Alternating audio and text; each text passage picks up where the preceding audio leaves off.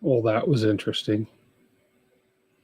I don't know if it showed up in the countdown on the live stream, but my music kept pausing and going, then pausing, then going, then pausing. Wow, that was weirdly interesting.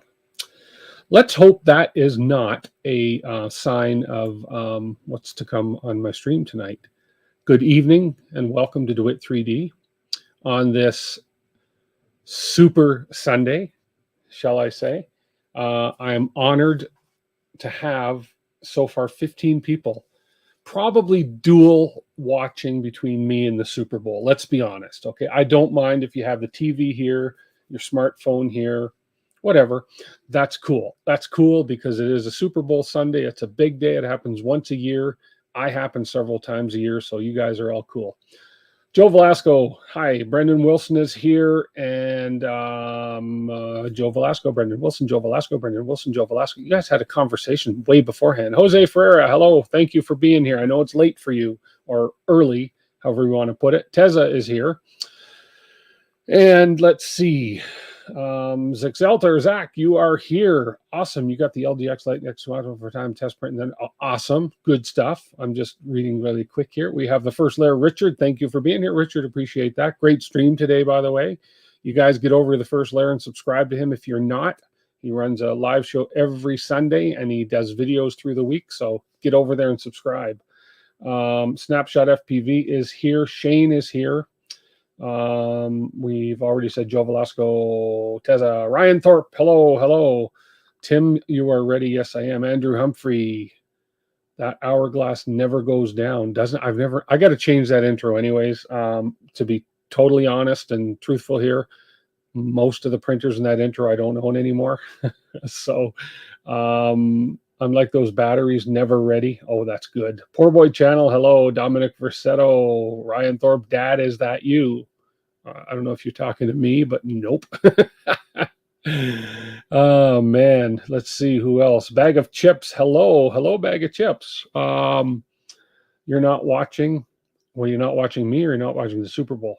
Probably not the Super Bowl. Fadion, hello. Shot L3D. Who else? Let's see, man, there's a lot of chat that's been going on here. Put a decent bet on the Super Bowl. Haha. I'm going to bet $5,000 on the winner. That's how I bet. Cliff D. Hey, Cliff D. Hello. And MGX20 is here. Ryan Thorpe, we've already said. Golden Jaguar lurking. You watching the football game, man? I think you are. Yeah, that's it. I figured that's okay. That's okay. You guys aren't going to miss much. Geraldine Ham. Whoa. Do my eyes deceive me? You're here too? You are too. Wow. Awesome. Hope you guys are eating cookies while you're watching me. 7-7 for the football game for the Eagles and the Bengals, or I don't know. Anyways, don't talk to me about football. I'm about as much of a sports fan as I am astronaut, I guess. Philly, but watching you. Oh man, Neil, the game would make you too anxious. There we go. You can always read about it tomorrow, right? Look at that. Chiefs and the Eagles. Okay. Mighty fine game of sports they have going on. I tell you, Tim, if they don't put some points on the board, they're not going to win. You think? I think that's kind of the way it's all about. You don't like football. You just like betting. There you go. Listen, for those of you for those of you who have been hibernating last week and didn't see my stream on Friday, Thursday, I don't remember. We have the tap going. Tap is working. So everything is working other than the LEDs are not working on this thing. So that's it. But we do have the tap going. I actually ran a beautiful functional print with I went ahead and did the input shaping on this thing, and I didn't redo the flow calibration because I didn't think I needed to, but I ran a print. This is a holder for my Stream Deck that's going to be sitting on my desk, and boom, it's red themed because, you know, I'm kind of, my logo's red, etc. So I figure why not? So this print turned out really, really good. And if this camera would just stop following my face, it's the hand gestures. I got to figure out how to turn hand gestures off on this camera. Anyways, this was printed on the Trident after I installed the tap. And I don't know if you can kind of see, this is Jesse Sparkle Red, Blood Red, PLA or something like that. And why you're not, don't focus on me, focus on the actual print. And it's a really, really nice looking print. Now, yeah, you can see certain, depending on the way the light hits it, it looks terrible, but you can make any print look terrible in any light. But trust me, in real life, this thing is a very nice, well done print. And it came off of the bed just perfectly clean, no stringing like this. And this is the Jesse, as I say, Jesse Blood Red, Sparkle Blood Red PLA. Been sitting on my shelf out of the bag for a long time, so I didn't hear any popping. There was no stringing. You don't see any sparkle. There is sparkle if we look really. If it'll stop focusing on me, and if you look, you can just kind of see the sparkle in there now. See the sparkle now? You can kind of see the sparkle, the little white dots. One thing I don't, and it kind of, that I get on all the prints on any printer is after I'm finished my bottom layers and it starts the top infill layer, I always get this little line when it starts the top infill layer. So that's kind of interesting. That's probably a slicer setting that I have to fix. So you don't have to have an 80XL to do input shaper, do you? I think you do, because the 80XL, the 80XL is what's measuring your resonances when it shakes. Your 80XL is basically saying, okay, this is how much shaking it's doing in the x-axis. This is how much shaking it's doing in the y-axis. And the 80XL is what sends the data to the to Clipper in my case, and it basically says, okay, when it's going at this frequency, it's shaking this much, this much, this much, boom, and then it tells it which. I don't know the math or the physics behind it. You can do it without it. It's just a bit more of a process. Oh, you can. See, I didn't know that, but I know the 80XL makes it a lot easier because it sends all the data right up to the software, and the software does its mathematical calculations. Says, okay, you're better off to go with this frequency. This, don't ask me the science behind it, because it just, that's like asking me how they propel a rocket to the moon. I would tell you they put fuel in and light a match, and so there's a print you can do to calibrate without the 80XL. Okay, interesting, good. I did that. I wasn't aware. Anytime I've only ever done input shaping was with an 80XL. So, because they're so cheap and they're so easy to hook up. If you have a Raspberry Pi and you have an 80XL, which is like a $6 or $7, even if that chip, a few wires, and you're good to go. You can do manual input shaper, but yes, 80XL does make it easier. But anyways, this thing's printing beautiful. This was a really good 4-hour print that I did on there. You can see it's very clean. It did very well, as I say, except for that one little line on the bottom there where it started doing infill, internal infill, I suppose, if you want to call it that. So yeah, so we're going to use this to put the Stream Deck in eventually. So there we go. And another print I want to show you guys that I did today. Any of the motion sensors, you just need the software to use them. There we go. Okay. Okay, cool. This wasn't done on this printer, but I just wanted to show this off because this was cool. Jerry showed me this box on his stream yesterday, so I decided to print one of these, what do you call it, hard cases, and this was done on the bamboo, and my goodness, this printed beautifully. The whole thing in all took about 7 hours, if that, to print the colors, and then basically you open it up. And that's where you keep all the, this is where you keep all the goodies for the P1P for my bamboo. Close it up and it snaps closed just like that. Really, really nice, strong box for that. So yeah, so boom, and perfect. Beautiful job. Not print in place. The top prints as one piece, the bottom prints as one piece, and then the hinges and the clasps print as separate pieces as well. So, and then you use some M3 by 20 millimeter screws to throw the hinges in, and of course to attach the clasps. And then, yeah, really nice print. And this is from, this print came from Printables, and it is from the maker named Saganaki. It's a Saganaki. It's called the Bamboo Labs Toolbox, AMS and embossed versions. And I happen to do the AMS version to get the black. And my goodness, that printed beautifully flat down on the bed. I don't feel like you swear that was printed on there as far as with ink, because I don't feel layer lines, nothing. Just simple. Yeah, this is in PLA. Yeah. And I got the nice texture from the bed on there. And as you can see on that box, there is no, that'll focus there in a second there. There's no, you can't see any bumps, lines, and it just feels like it's all one first layer. It's beautiful. It's awesome. So you always get 1984 vibes. Well, Shane, that's what you can do. Bamboo just doesn't do it for you, Ryan. Okay, that's okay. It's not for everybody. I kind of like it. I've had good success with it. So what I want to do tonight is we did print this funky multicolor Stealthburner head to replace this boring blue one so that I can stick with the basic theme of the printer, which is all multicolor. So I want to put this head on, and for two reasons. I have a feeling there's a problem with my wiring in the rainbow barf LED that's in there. Remind you of a tackle box. Well, yeah, and the beauty is you can suit this. You can make, I may do some more because you can suit this for your own needs inside. So it's really cool. The only thing it's really missing is a handle, but that's okay. I'm not complaining. So we're gonna do this. I also printed today.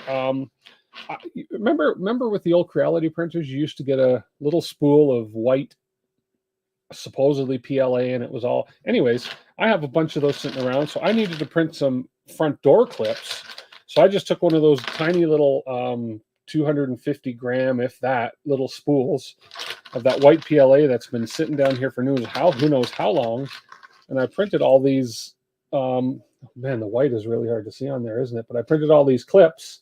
The hinges and the clips for the front doors for this printer, using that filament, printed them on here, and they turned out beautiful. I mean, considering this is crappy, who knows what brand filament that they give you with those printers, I mean, these things turned out really good.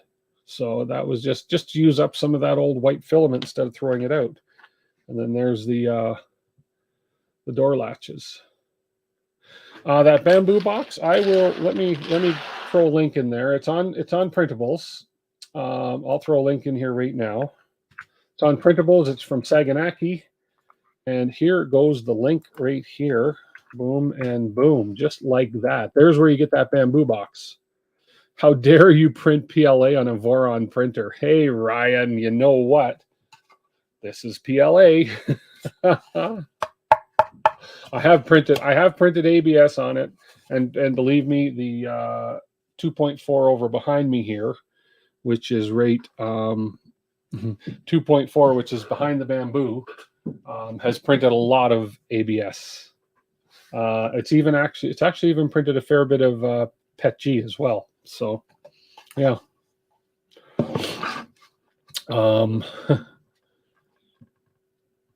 When it becomes open source and user mods, yeah, a lot of people have opinions on that.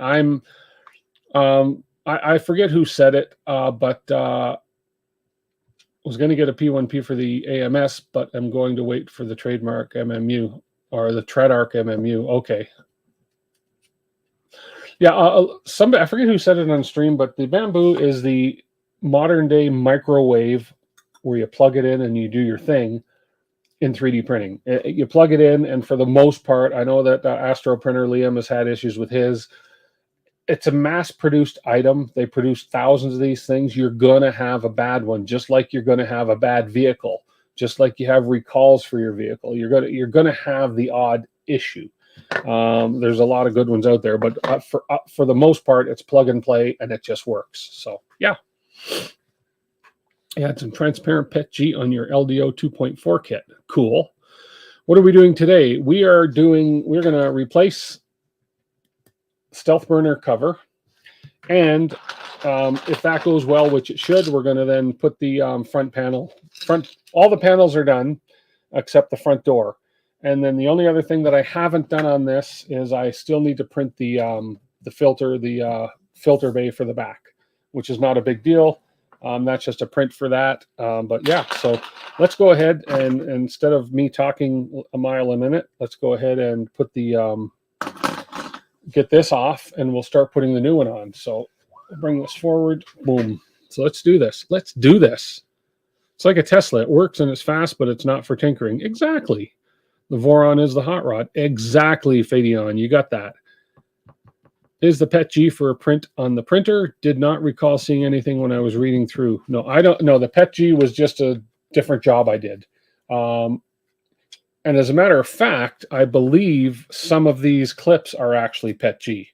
Don't quote me, because I just scrounged up whatever white I had to print these things. Stream is lagging.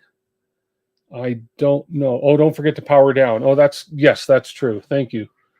So we're going to hit the power button and we're going to go shut down. There we go. And then we will power down properly here. Is the stream lagging? Let me know if the stream is lagging for anybody. I had an issue with some of the music at the beginning of the stream, so I'm not 100% sure what's going on. If it's lagging, it could be my internet connection. Who knows, right? These days. Oh, come on. There we go. So pop this head off. This is what I like about the two-part PCB on this too, is all I got to do is 4 screws and that's it. I don't have to unplug anything. Here we go. Are we lagging? Let me check over on no, it doesn't look like I'm lagging it. I don't think we're lagging. We have, let's see, 22 people watching, 13 likes. I'm expecting those likes to go up a little bit more. Grant, 3 Musketeers is having issues. Yeah, he is. He is. A lot of people have. They're not perfect, but then again, show me one company that has sent out printers and had 100% of them work as they're intended to work without having issues.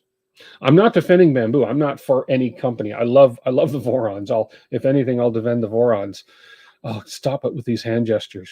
You're driving me nuts. It's this camera. When I do certain hand gestures, it thinks I want to put it in follow my face mode.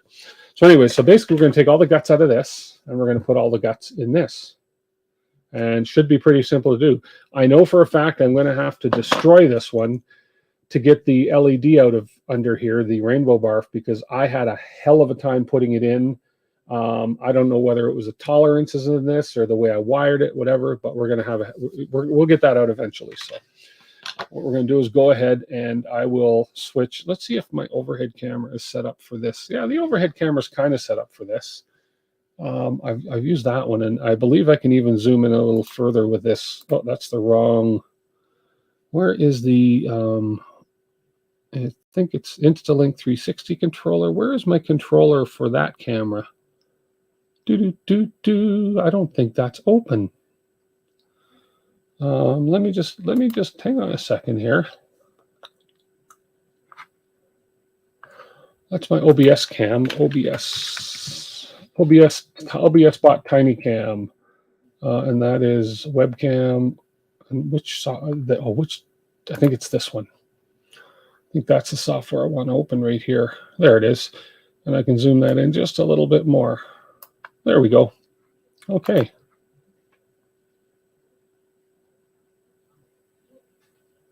Should build a Fire Weasel printer. I've not heard of the Fire Weasel printer.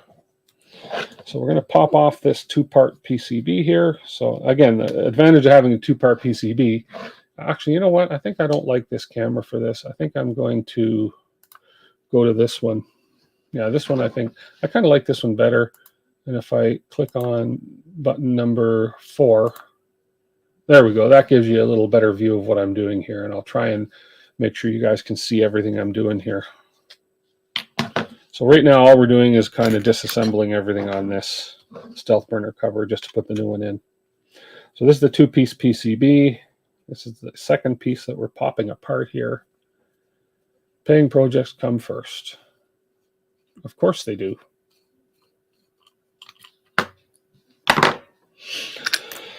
And I'm hesitating. I got to get music in my streams, I know, but you know, I've had 3 emails come in the last week alone.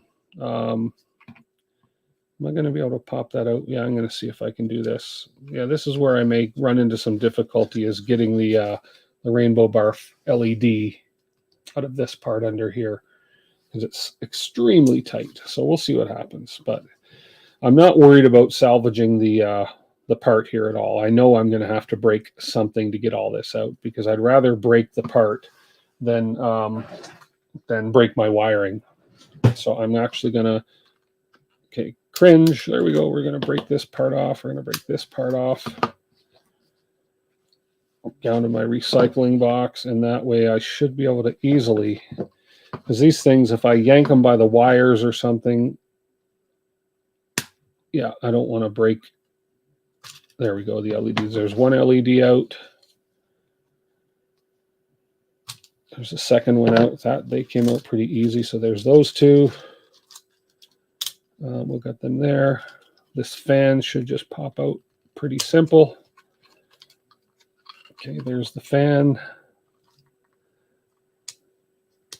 Okay, and then the other fan should just pop out nicely like this. There we go. Now, the part I have, which I'm sure is not going to pop out real easy here, is this rainbow barf LED, because I could probably pull.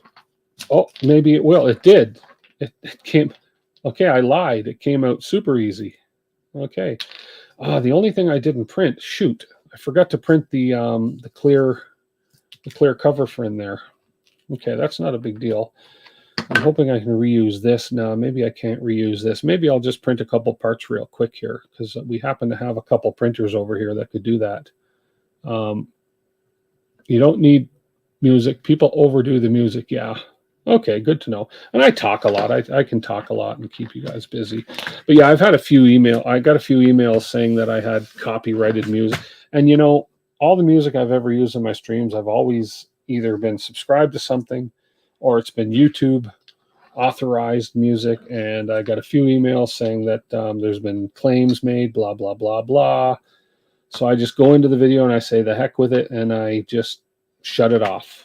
And so, yeah, it's just a headache more than anything. Okay, so everything looks intact here.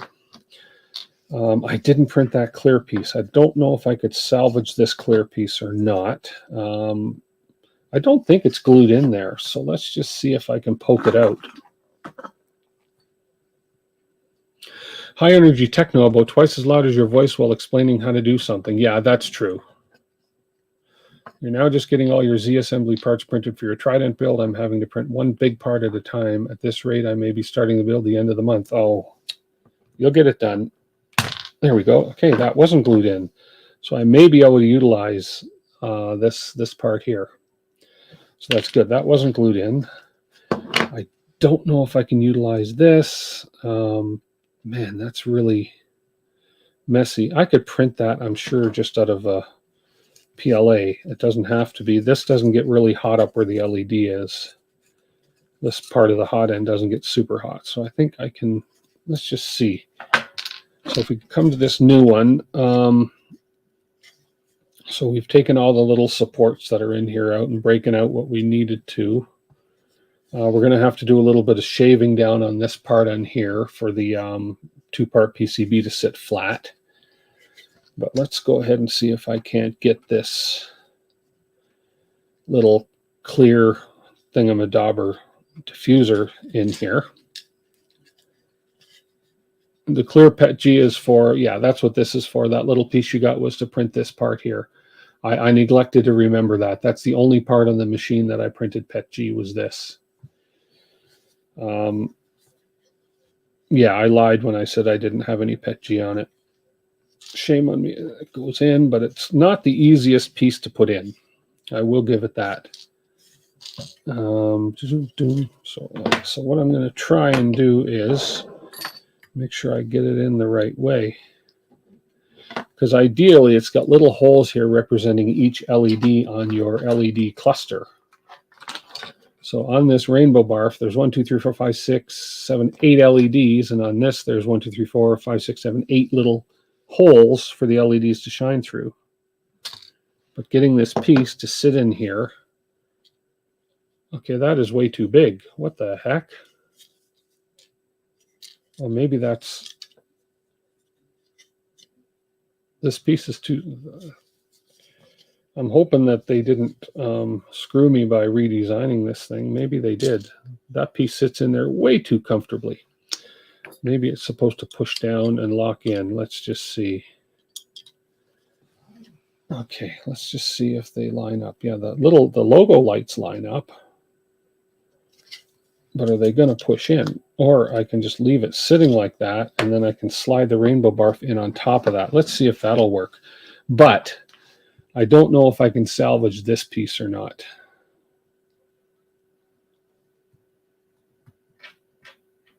You need a housing for the clear part before it goes in.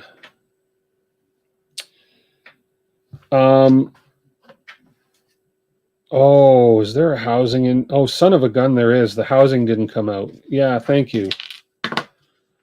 Oh, man, you're right. The housing, where's... Now, that may be the part I don't... Yeah, you are absolutely right. That may be the part that I'm not going to be able to get out. Let's grab a sharp tool. Don't poke your finger with these things. They're sharp. Let's see if I can get this out. Thank you for pointing that out. There it is. There it is. Okay. Okay, yeah, there, you're right. Right there, there's the housing. See, things I forget. Always entertaining, never boring. Let's see if I can repurpose this housing, although it's blue. Well, you're not really going to see it, so I'm going to see if I can repurpose this housing. This way. There we are. So that goes in there. Okay, so that goes in the housing like so.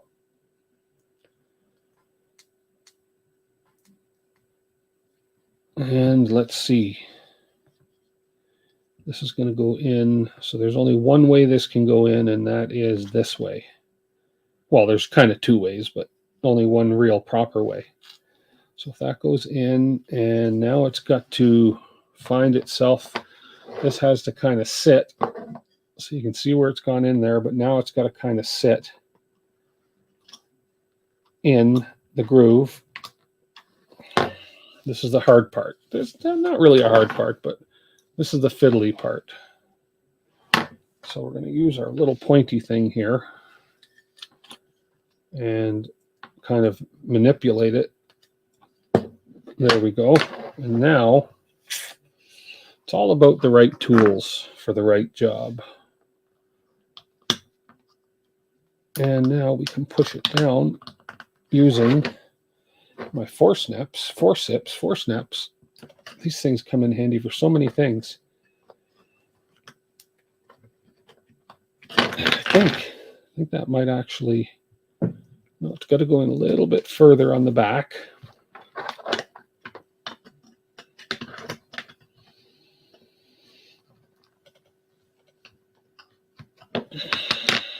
Not quite. Am I afraid the blue part's going to clash with my multicolored? Yeah, that's what I'm afraid of, Ryan. Oh, man. That was good. I'll get to give you that one. So I've got it in here, but it's not quite sitting flat down in the back there. So I've got to, excuse me, I've got to force that down. I need to stick something in that hole and make it cooperate. Oh, stop it. Let's see.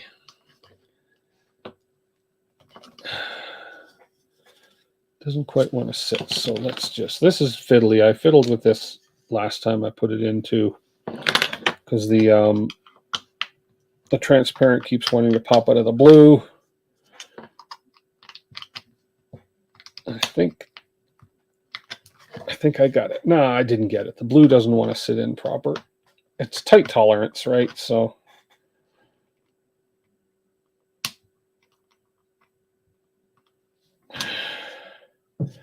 maybe maybe the tip of one of these. There's, you know, everything's a tool in here, right? Whether you use it for its intended purpose or not. Now, if I can get that's sort of how it's sitting in there now. You can see it in there, right? See how the blue is not quite, yeah. But that's okay. If I can get the LEDs in there as well, there we go. That helped a little bit. I just don't want to break anything. Just very tight. Okay, I think that's okay. If I can get, it's not bad. If I can get the LEDs to fit in on top of that, there should be plenty of room. I'm laughing. Hey, Zenbender. Back from lurk mode. You had to move about 150 kilograms of filament from your front porch to the basement. Been sitting there since you... Oh, wow.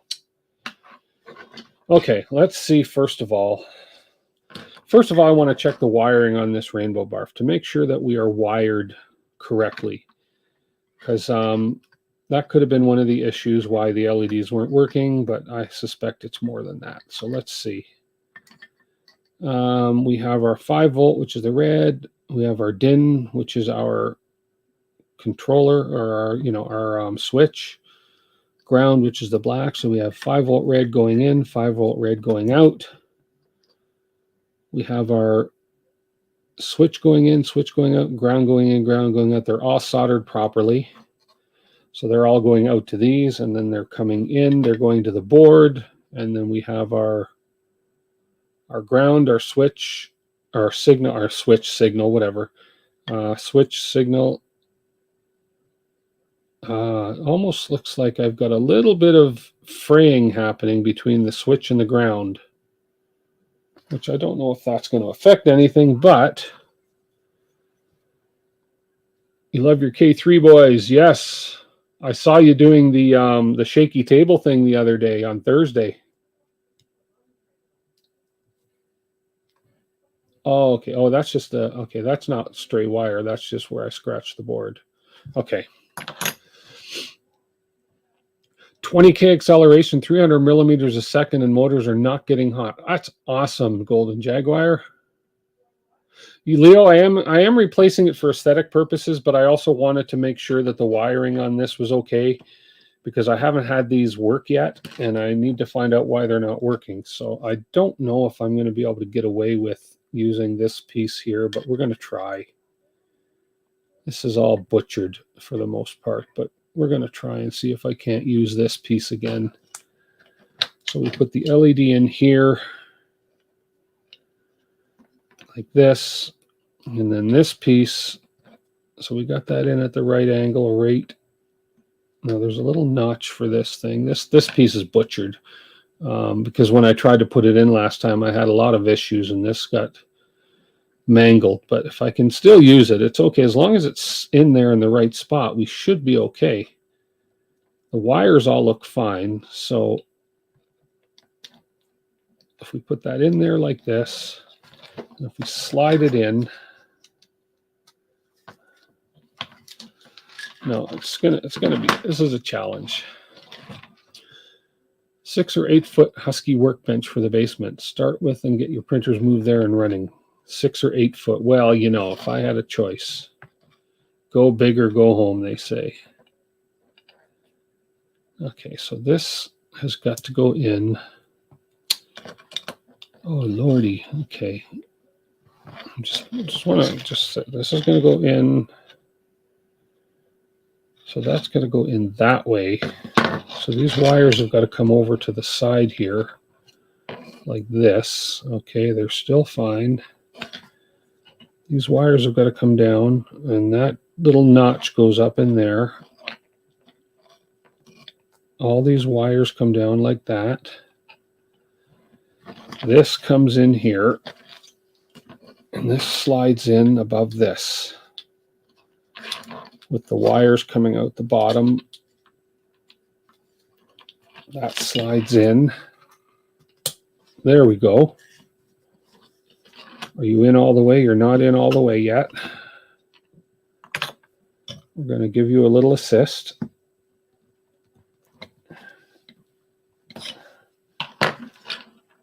There, I think you are in all the way. So that whole assembly just slid in right there above, like that. So that should be good. You're in there. That went in easier than the other one, so for sure. That should be fine. I don't think I can jam that in any further. I'm going to just try, but I think we're in to our maximum. And see, I broke a wire, 2 wires off of something here. I bet these are off of the, yeah, 2 wires came off the little PCB here, which is fine. I can just resolder them on. That is not a big deal. Okay. I happen to have a soldering iron and a will to do it. So now these 2 are going to come down this way. Get out of the way, you dumb wires that came loose. I'm not happy with you that you came loose. Although it's me that I shouldn't be happy with because I'm the one that did the soldering. Okay, so let's feed these wires down here. Having cold hands doesn't help either. That's why I'm wearing a sweater tonight. It's chilly down here tonight. And there we go. We have that under there. They go in. We'll just tuck these wires in under here. There we go. There we go. This LED slides in here, but we got to turn it so it goes this way so the wires run properly. So you slide in here, get in there. There we go. There's the one LED on the side here. We'll run these wires. Oh, first of all, we'll just put this in place here. So the second one's going to slide in here. I want to get one of those nozzle cameras for this too, but hey, one at a time. Am I going to buzz the wires between the main board and tool head while I have the front off? Oh, that's a good idea, actually.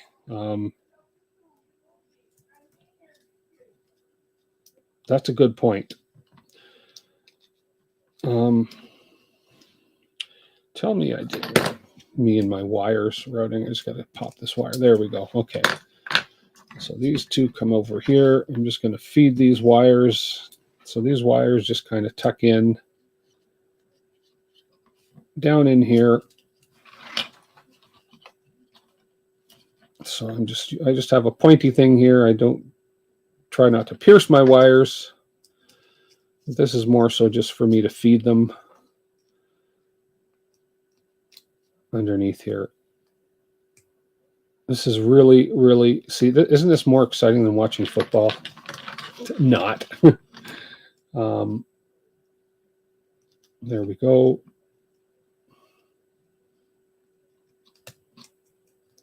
And there we go. Okay. So we have our front LEDs and the wires are all tucked away underneath there. So those are on like that. Yeah, I know. 20 by 20 workshop. Oh, nice. That's nice. I'd like to have a dedicated workshop. Is there a nozzle cam that works with the canvas setup? I know the camera's USB, but from what I see in the board, it's working. I'm not sure. The one that I saw is you print another Stealthburner end, and it's got a little camera mount right here, and then you can either run it USB or run it through the PCB. Okay, so we have these coming up. Now I need to put the bottom fan in. So this might be a little more difficult doing this with all these things already soldered on, but we'll see. So the bottom fan comes in with the, label facing up. So this is going to slide into the bottom. This piece is going to crack automatically. There we go. And that slides in like so. There we go. And we are in were in there properly. And then this fan wire, along with these wires, this is going to be, these two might be okay. I was going to say they're going to be tough to solder because I cut them to length, but they should be okay. So then we can run these wires up through this groove right along here.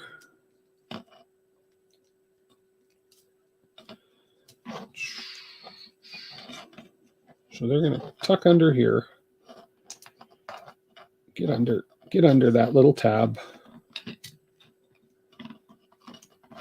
Actually, the white one can go first. Those two can go second. Then we just got to tuck them into the little groove here. Where's my pointer? Where's my poker? There's my poker.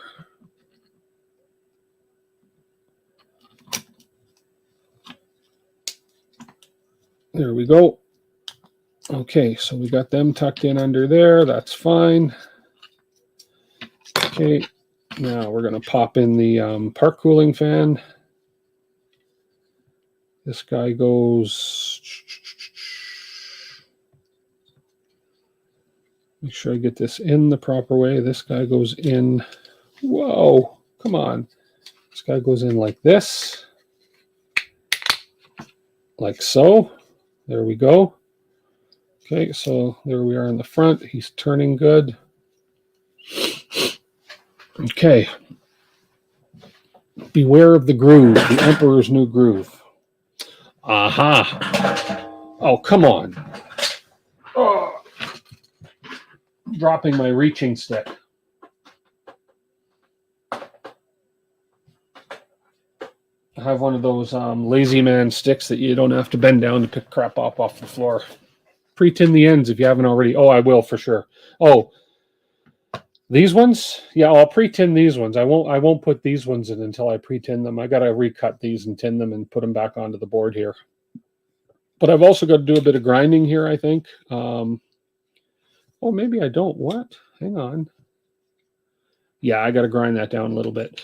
I have to take down this little ledge here, just a little bit here.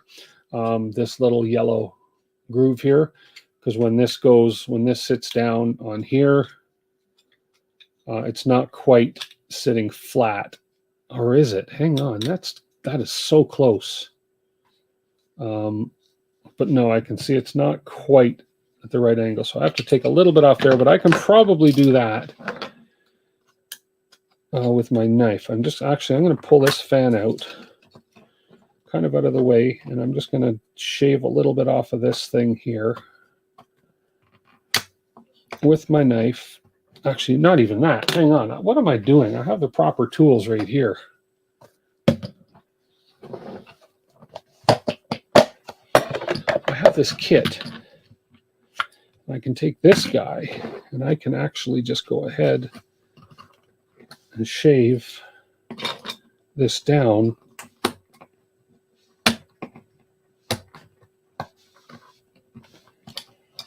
Whole lot easier using the actual proper tools. Coming this way, if I become a left-handy. Hang on a minute.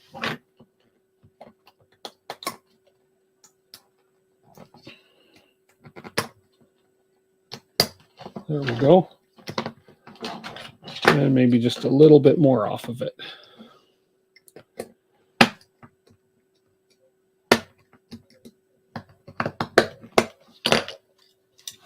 There we go.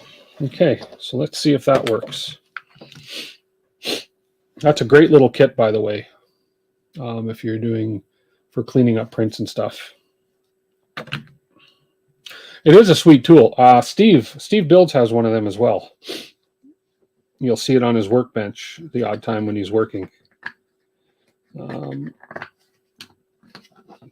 And pop that in.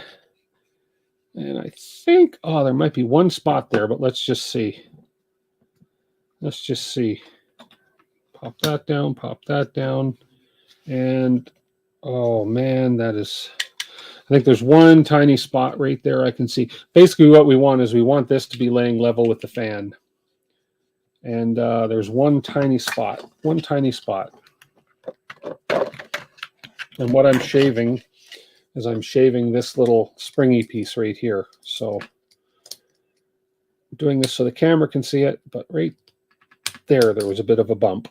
Maybe up a little higher too. Maybe right there. Doesn't matter if I take too much off. Well, it does to a point. I just want that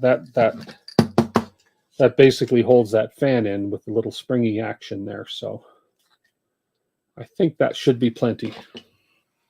I think that should be plenty. So if we throw the fan back in,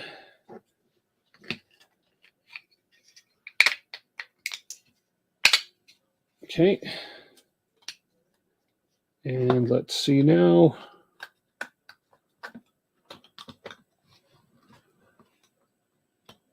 Boom and boom. That is much better. That is sitting nice and flush now.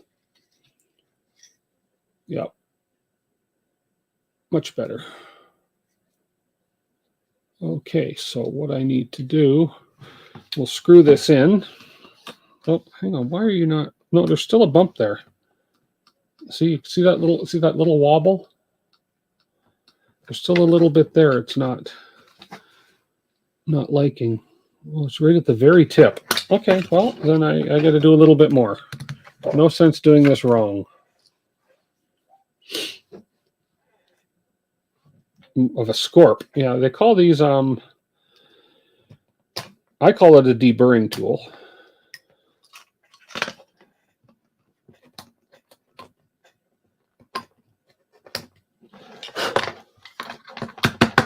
Okay. That has got to be good.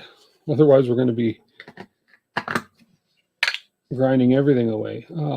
There's a tip. There's the very tip here. Actually, what I'm going to do for that tip, I'm just going to take my snippers and I'm going to snip that tip. There we go. Snip that tip.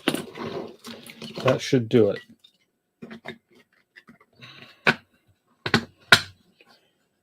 And down. We still have a bit of wobble, but that's not from that one part. But, oh, there we go. Once I have it tightened in, we've minimized the wobble, if not eliminated it. Okay. Let's grab our little screws.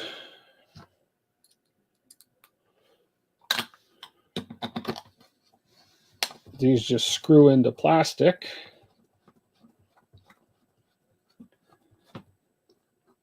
Okay. And the other one, where are you? There you are. Come on.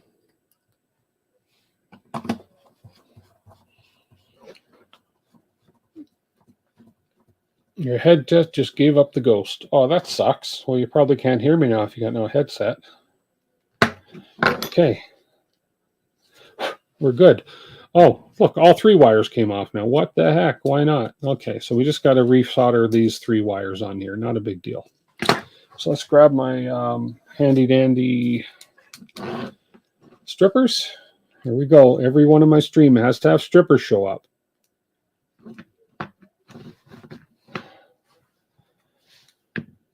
Don't need much, just a tiny bit showing. That's what she said. Oh, come on. Gripping these wires and trying to strip them. They're tiny, tiny, tiny wires.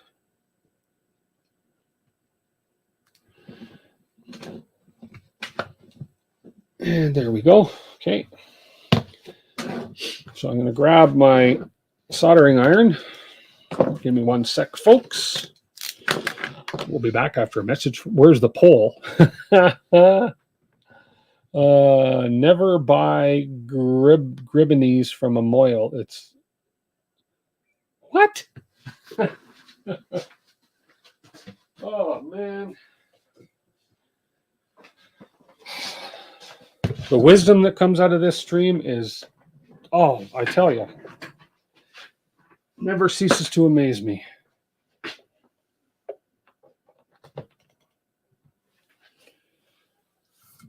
Your Manta MP8 died. Oh.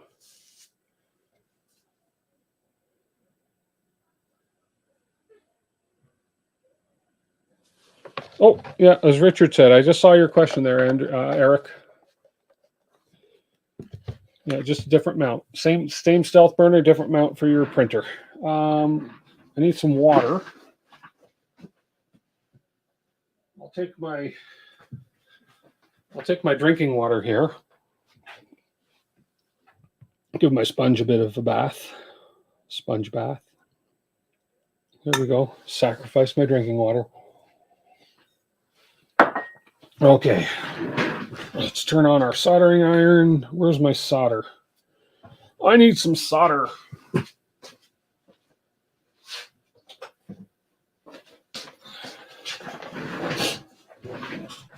Soldering iron without a solder is like putting a screw in without a screw. Just doesn't work too well. Okay, take some solder. This will be quick. This will be quick and dirty. I don't even need to cheat with my helping hand, which, by the way, if you want a pair of helping hands, and I'm not sponsored by these guys, but the OmniFixo, that is the cat's meow for doing any electronics work. Oh, anyways, that's OmniFixo by OmniFix. So let's go ahead and tin that one.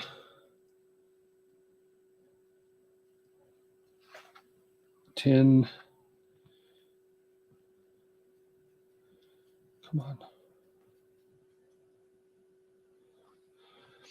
Did I get enough on here? I think I did. And let's just give this one a bit more. That one's hot. That hit my other finger. There we go.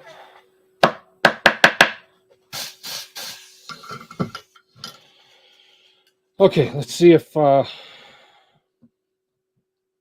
one will bring the white one up, and it is going to the switch, the signal. Switch, signal, whatever. So that's going, oh, you guys want to see me burn myself. So here, I'll just turn it on a bit of an angle like this. So we will.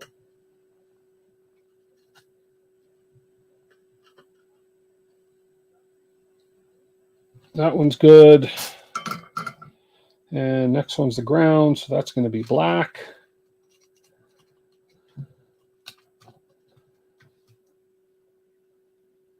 Which is right next door to that one. See how nice and tight my fingers are into this? Look at this.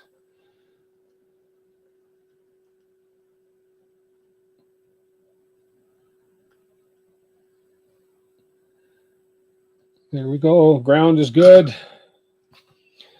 And power, 5 volts. How close can I get my fingers on this one? Helps to have steady hands, trust me.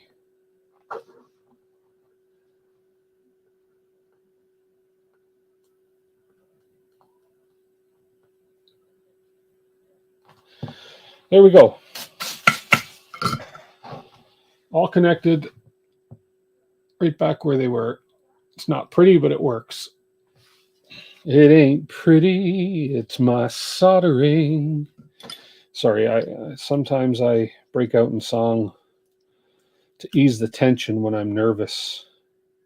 Why am I nervous, you say? I ain't nervous. It just makes for good viewing content. Come on, get down there. Get down, get down, get on down. I don't want to use that. I want to use something smaller to push this through. Don't you even say it. Okay.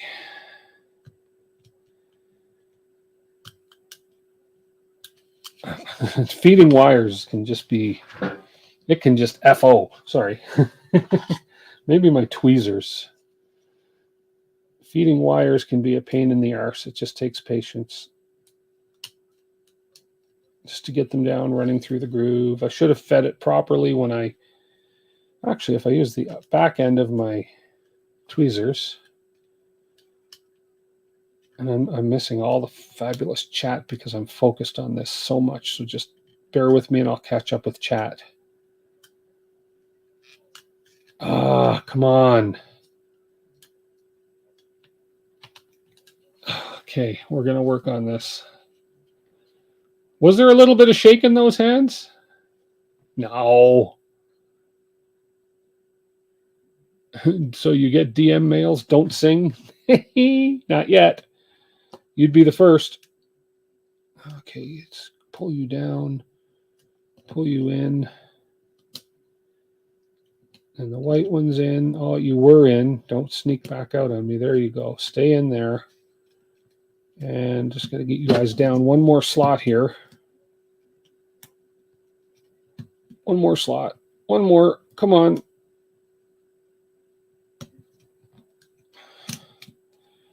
One more.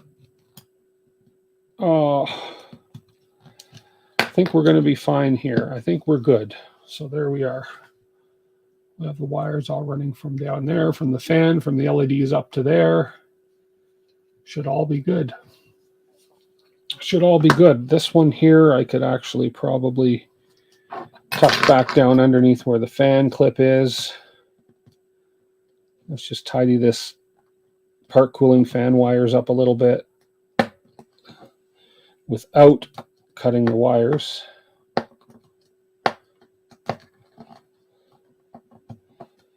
There we go. Okay. I think we're good.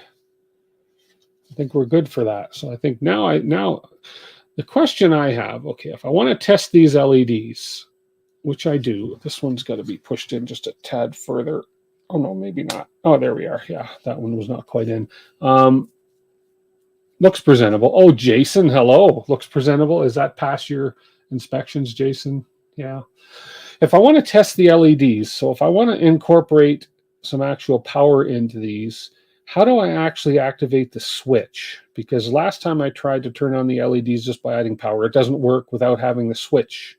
Or can I just put a 5 volts and a ground on here and it should work? What do we think? Hang on a sec. Is that... Now that fan plug should be fine because that's not giving me an issue at all. Over Lake Huron. Oh, I think you guys are still talking about those balloons. I thought we were talking about how to activate the LEDs. And I was going to say, I'm not going to go to Lake Huron to activate my LEDs. Okay. Okie doke.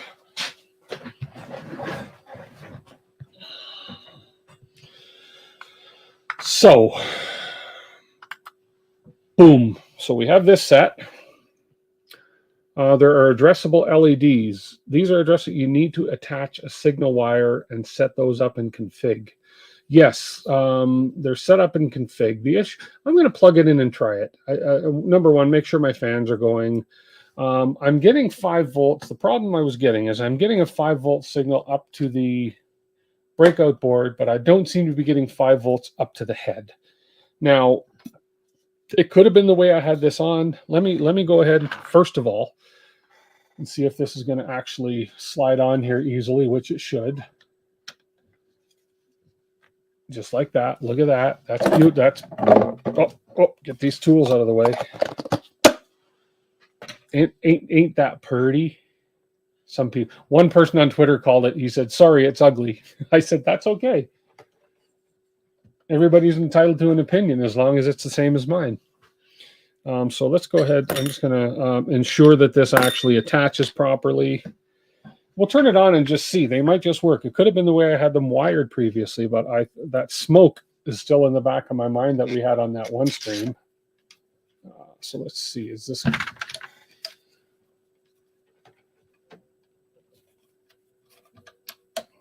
Well, it's not quite up. Up and in. When I did the tap, I remember I had to push everything kind of up and into position to get it to go on. There we go. We have grippage.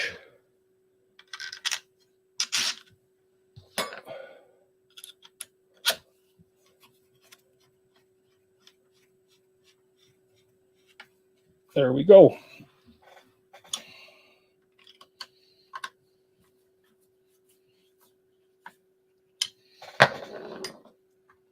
But it seems to be pulling from the top. Okay, well, we'll see when we get the other two screws in. You saved by the bell. You're on top of it tonight, Andrew.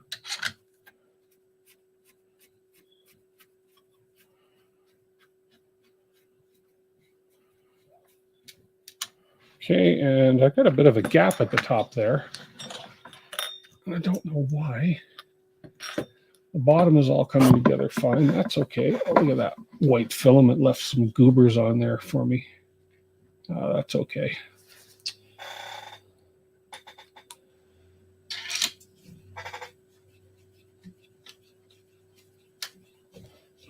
Oh, that gap pulls together once I tighten it. A little bit of a gap right in here, but it's not bad. As long as everything's turning freely. Okay. Let's power it on and see what happens.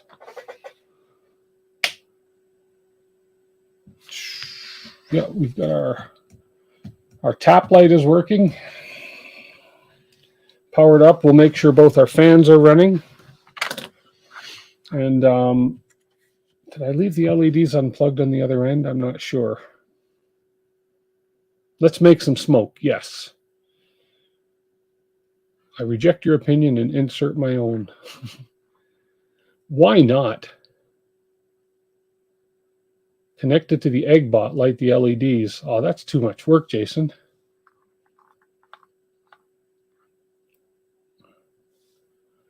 Okay, let's just let's test the fans. Let's go in the front here. First of all, let's home it. Make sure everything's working. Let's get this PTFE out of the way. Don't have any filament in it. Let's go ahead and home all.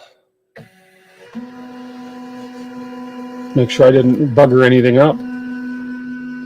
So with the tap, it's going to go to the center of the bed to home Z. There we go. And we're homing fine. Okay, let's put some heat on the hot end, make sure the hot end fan's working. Temperature, extruder.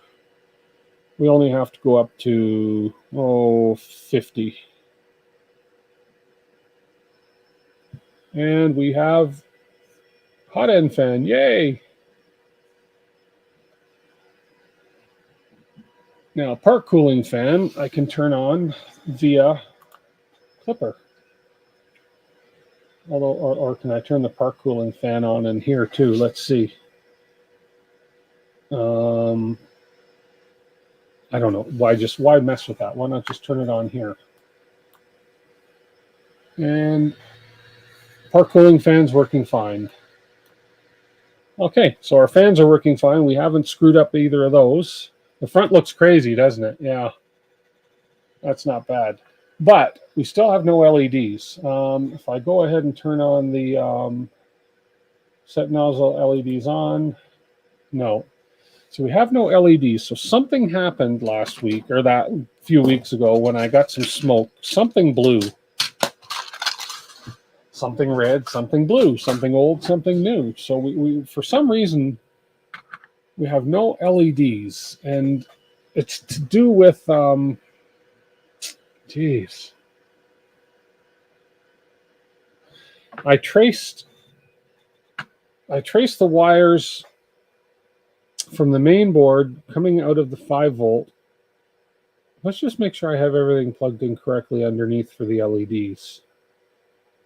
Yeah, I got the LEDs configured, definitely configured, because the LED config is there. That's what's giving me, and the macros, that's what's giving me all these LED on and off commands here. And if I trigger an LED on, it goes ahead and it says set nozzle LEDs on, and it's going to do its thing, but it's not doing its thing. So now let's just make sure. If I go into the LED config file, which I believe is, where is my LED config file? NeoPixel config. Pin is PB0. let's just make sure I in fact have that plugged into PB0. Now,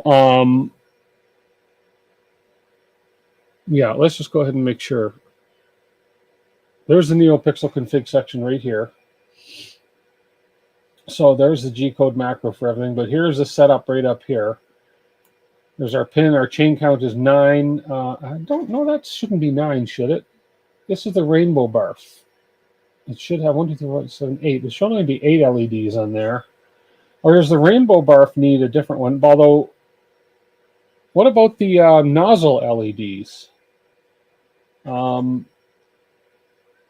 Maybe I do have it configured wrong. Where are the nozzle LEDs in here?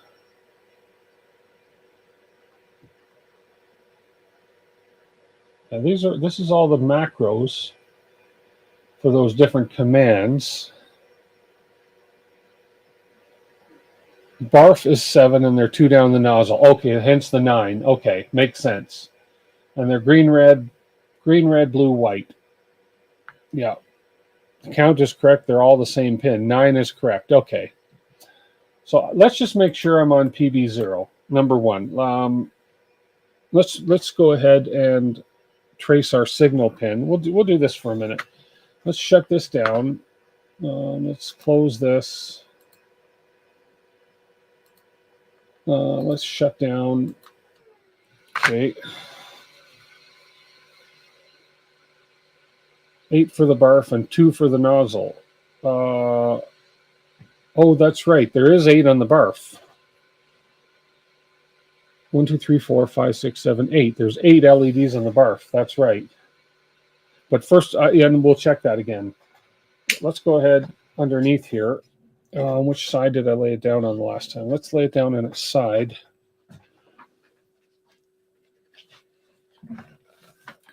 Okay. And let's make sure. So basically what we're coming in is we're coming into here with, or did I disconnect this already once before? Let me think. It comes down and it is the chamber thermistor. It's a chamber thermistor wires that are bringing signal into the thermistor 0, ABL. Let's see. Okay, so let me find, first of all, let me see where PB0. What pin did I say that was again? PB, man, who remembers? What did I just say?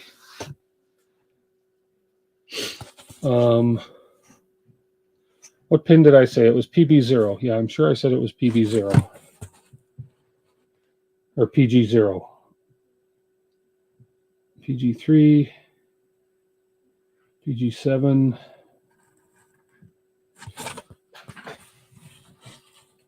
Barf is 0 to 7, but there's 8 LEDs on the barf. Interesting.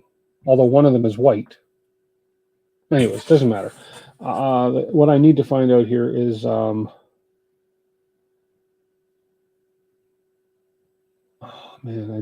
let me start it up again. I don't remember. I think it was pin 0 it was on, but we're gonna fire it up here. It's all right. And I just want to make sure, because I have a feeling that I had disconnected it because of whatever smoke there, because I believe that this empty plug right here, so we have our ABL. ABL is the that's the sensor. That's the tap, PCF, part cooling fan. This one here is the thermistor 0. It's the hot end thermistor. Hot end fan. XN stop, YN stop. This one is the YN stop. So yeah, I think I have that unplugged right now.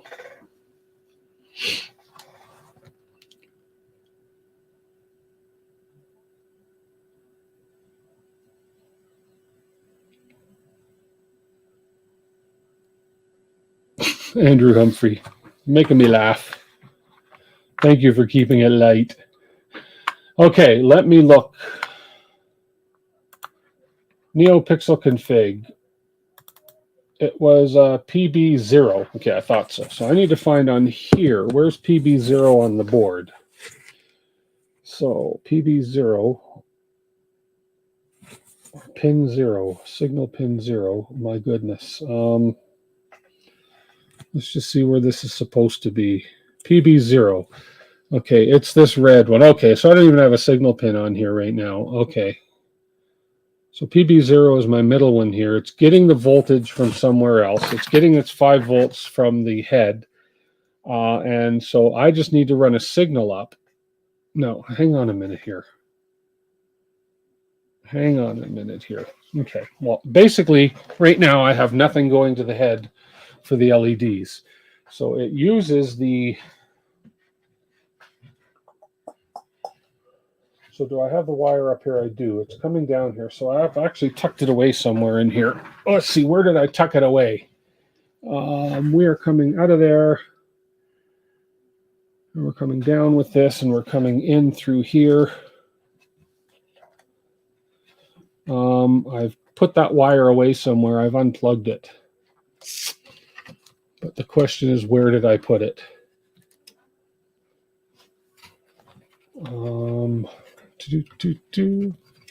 I believe this is it right here. There it is right here. Okay, yeah. That could be why they're not working right now, because there's nothing plugged in. So, where are my snippers? Guarantee they're right in front of me. I guarantee you that. I need to cut that. Right here. Yeah, they are right in front of me. Make sure it's off and unplugged. Yes. Okay, so let's power it off now that we know where PB0 is. Shut down. So PB0 is actually the, there's one plug on the octopus here. It's red. And that red one is for the LEDs. And on that red one, the middle pin is PB0. The upper pin is ground, and the bottom pin is 5 volt. But all we're doing here is ground and PB0. We're not running power from here. It's getting its power from the head. So, from what I gathered last time, or is no, it's getting its ground from the head. We're powering it from here, and we're doing the signal from here. Man, I'm so confused on that. Who knows? It's off. Oh, it's off. One wire is LED signal. The other is for ERCF. So ERCF meaning that. So we're not, one wire is not for 5 volt, is it? Because it's getting power from the head itself. I think that's what's been confusing me all along. So we have our white one, which is signal, which goes in the middle of the red ones here. But ERCF is going. Okay, so Neil, where does the ERCF wire go? So we have the signal wire, which goes into the signal, into the PB0.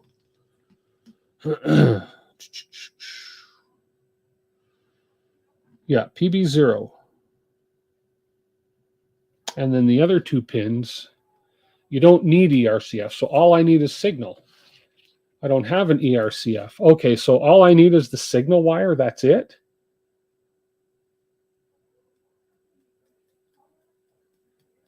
But where are the LEDs? Oh, Enraged Rabbit controller feeder. Well, you got to tell me that. There is no 5 volt from the LDO board by default. So do I need to provide that with 5 volts of power through this second wire? I believe I do. Because if I'm not mistaken, on the head, where this goes in, let me just open it and see. One plug is signal, one plug is 5 volt.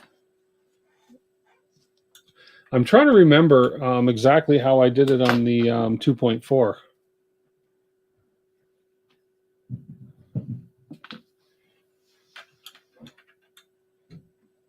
I'm willing to just try anything. You know that. You guys know me, know that. So yeah, LED. And the other one on here, I believe, is, so we have the LED, which is the top one. Let me just pop this off. So this is the one which is powering the LEDs right up here. So we have one that says LED, and I cannot read the other one, but I believe the other one is going to be the 5 volts.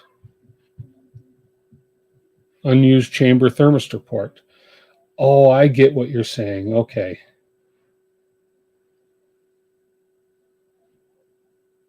Okay, so in that case, am I missing a wire altogether then? Let me look at something. I need to look at something here. I may be missing a wire altogether.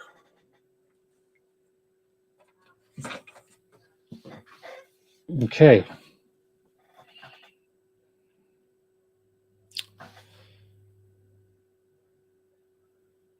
So we have 2 up here. Oh no, we took one off. One of these was a clicky probe wire, so we don't have to worry about that. The other one, yeah, that's why I'm missing a wire, because the one used to be the clicky probe, which we're not using anymore.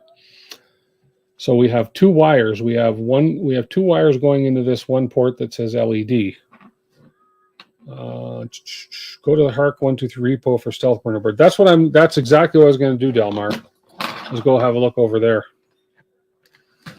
I confuse easily. You guys probably know that. Oh, there's a video. Okay, let me have a look at that. Thanks, Richard. Let me have a look at that video and see what that video shows. Here we go. Okay, let me have a quick watch of this. Okay, we've gotten this far. We can skip over here. Chain count 10, that's fine. We'll change that. I just want to see the wiring. Okay, where's the actual...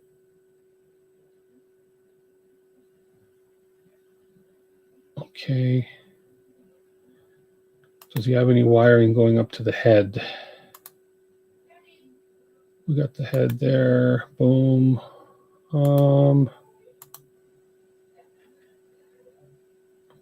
Okay, we got that part fine and dandy. 3 wires going in there. That looks good, but now, not worried about the config rate yet. I want to get up top. Not really showing it. Okay, so let's go ahead and look. Okay, thank you, Jose. You have a wonderful day.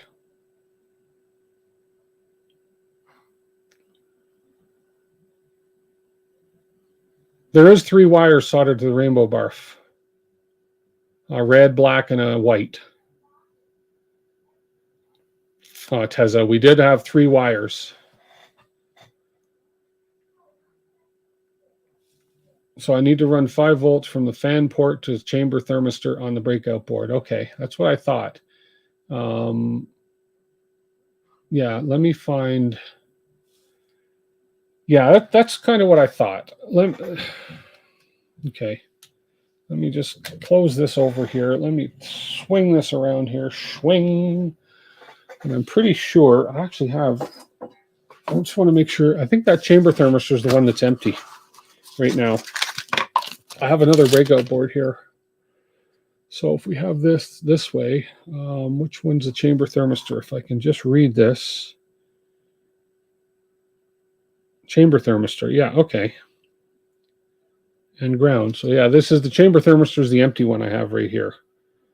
So we have to have the 5 volt going to the CT side.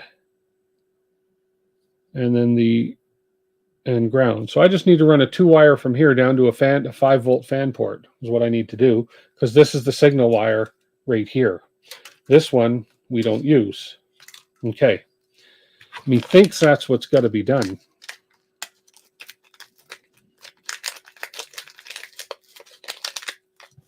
See, just imagine the guys that whoops. One wire only. Oh, just one wire? I don't even need the ground? Okay. One wire's fine. I can do that.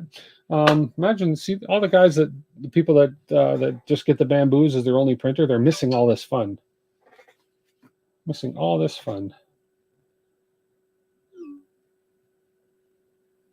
Ah.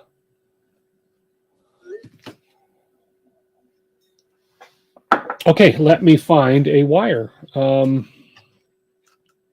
So we need to go from the chamber thermistor, which is the right-hand plug. The left one's the ground. We don't need chamber thermistor.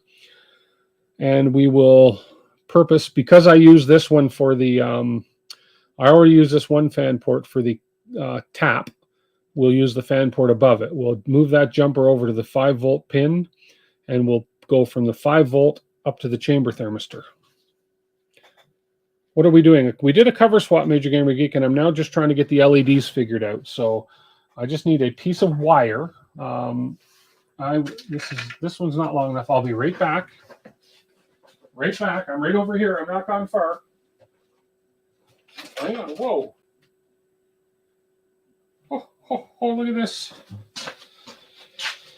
I have a piece of wire with one end already on it and the other end all ready to plug in into something. Look at that. Let's just see. We'll see if this works. I'm going to grab my thing.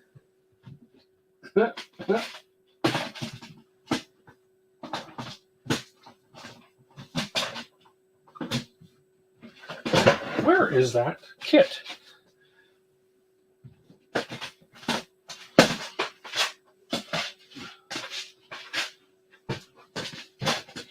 It's buried. There it is. Okay. Okay, so we just need a single.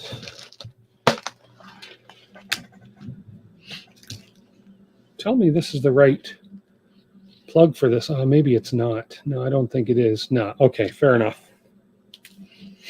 So I need to take one of these little folks.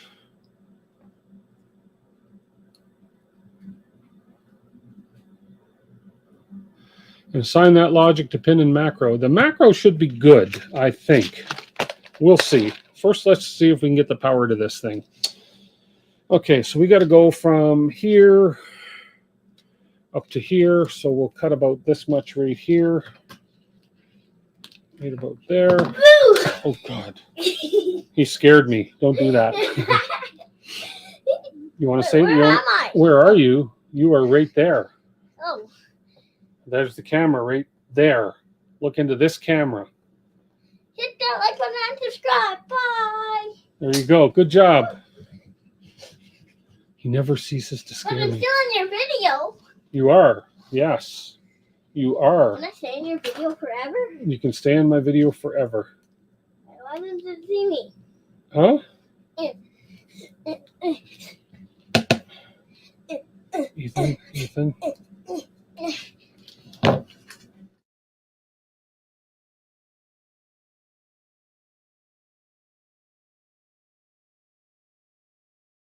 Huh? What? Where? Okay. Go where? Hang on, fam. Okay. Scared you too? Scared? He sneaks up on me now, little bugger. I swear one day I'm going to fake a heart attack. No, that'd be cruel. Where did I just put that little pin? I think he made me drop it when he came in. There it is right here. That was funny. Okay.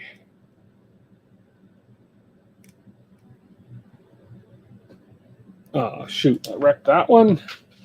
These ones I have a little bit more difficulty crimping than the other little ones, but it's okay. There's tons of them here. Let's just make, might be the other crimpers I need for this. We'll see.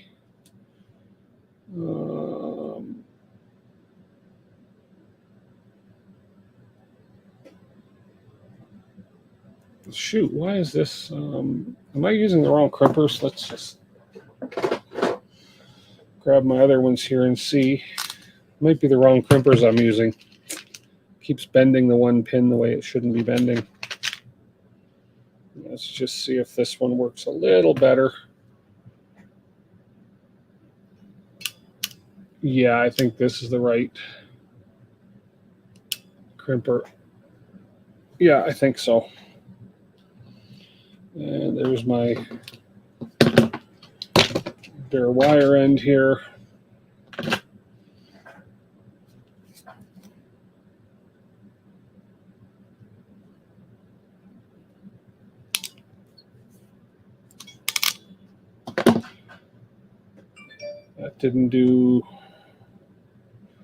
That didn't do so well. I always have difficulty crimping these kind of plugs for some reason. Well, pretty sure I use this one. This is my favorite crimper. Maybe I'm just on the wrong size. Oh, that could have been it. I think I was on the wrong size.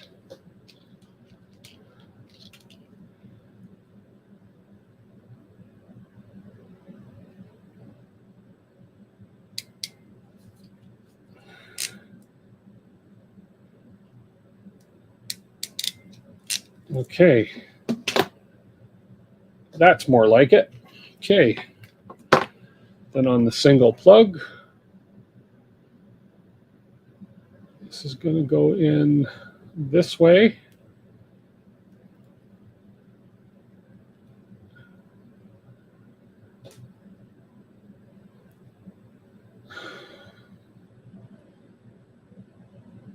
No, it's not. Man, what am I doing wrong? Hang on a second here. Why are you not? Oh, you're just not going in far enough.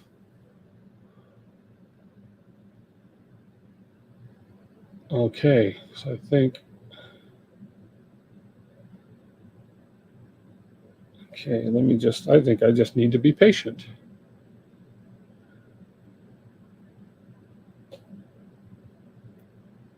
There we go. Don't put it in upside down. That makes a big difference. Big difference. Okay. So now let's do a jumper. Tweezer. Now we got to pull this little 5-volt or this little jumper. I'm going to pull that off the 24-volt. And we're going to put that on the 5-volt. Make sure I do the right one. Okay, so we switched our board to 5 volts. Okay, that's right. Oh, no, put it on the wrong. Okay, that's a little too high up. It's got to go right there. I almost put it on the one that's for the LED strips, which is 24 volts, and it would have confused the heck out of it. Okay, now I just need to figure out which one of those plugs is the 5-volt plug. So we are on J57, and on J57,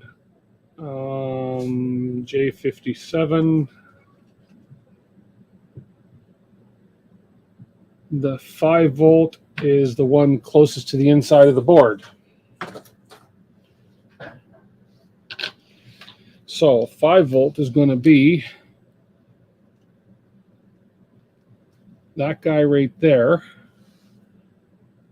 And maybe I should put the other kind of plug on, but that should work. And then we're going to go up to the 5-volt of the chamber thermistor, which is right there. That should be it. And I'm not going to tuck any wires away till we test this. But let's just make sure before we plug anything in up there. We're going to grab our meter. We're going to grab a meter and test that. Make sure.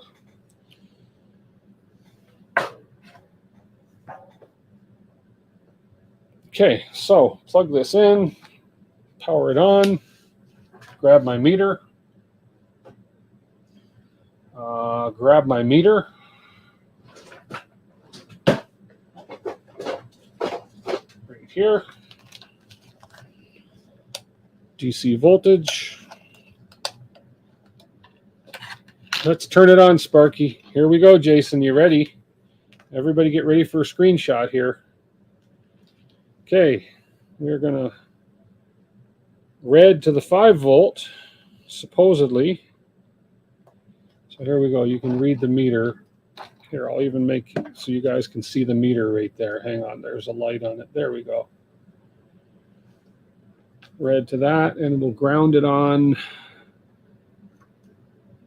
Look at that, 4.94. So we do have 5 volts coming out of there, no problem. Okay, so that's good. 494. I'm not worried about being 5 on the nose. That's close enough. So we're good there. It means I got it plugged into the right thing and I have the jumper set to the right spot. Now I'm pretty sure I can just hot plug this in. Nah, do I hot plug it in? Yeah, no. I won't take that chance. We'll pop it off. We'll plug it in here. Okay, so now we got 5 volts going up to the chamber thermistor. We have our signal wire hooked up. This one doesn't do anything. I'm assuming the white was the signal wire. I should have traced it back, but we'll see. Let's just have a look and see. Let's power it on. See what happens. We'll leave it on its side for now.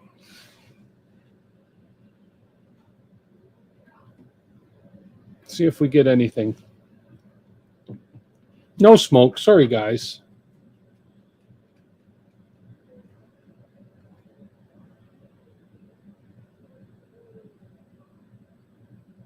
You can test the continuity. Yes, yes.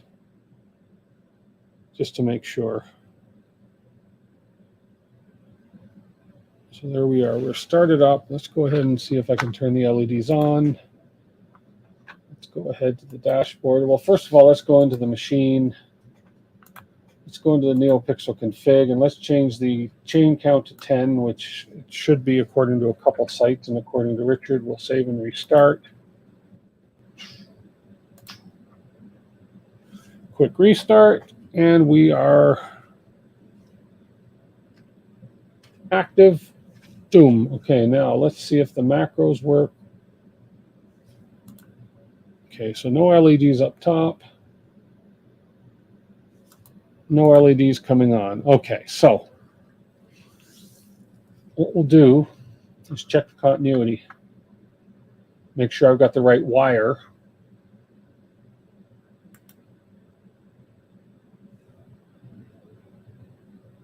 Yet, so he's saying there's a chance. You guys, Last of Us is in 30 minutes. I record that. You know, The Last of Us was filmed in Calgary. It interrupted my daily workflow sometimes, buggers. Okay, so what I'm going to do is pull off, wonder how long is this wire? Where's my signal wire? Right here. Here's my signal, or here's what I think is my signal wire coming up here. Now, what the thing is, this is what gets me. So coming off of this two-part board, it's 2 wires. One of them says LED. Oh, and the other one, you guys are right, is for the Enraged Rabbit. Okay, so the one that's being told is the signal wire is the top one.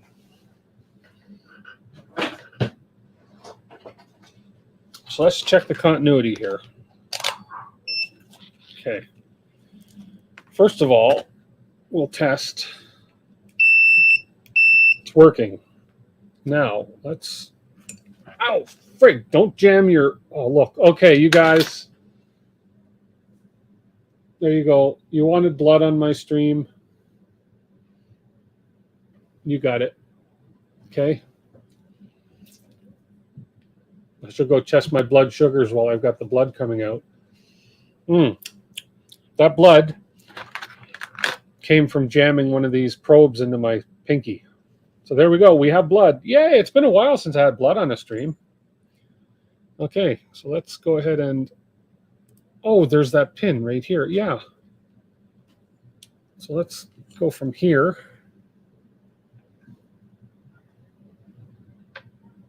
Let's go from here, if I can hold this in here. Come on. To here. So the signal wire is on the right spot.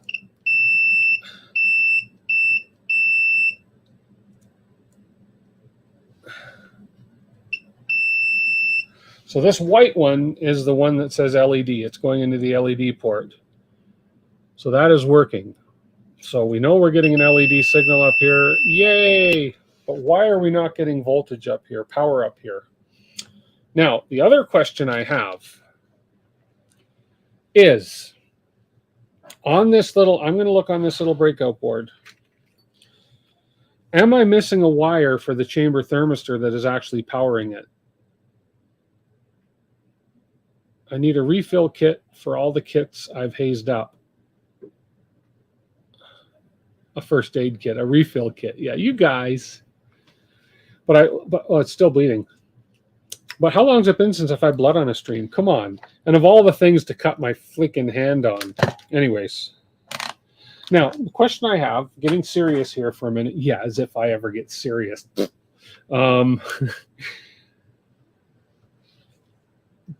I should have, now, unless chamber thermistor is coming out of this cluster,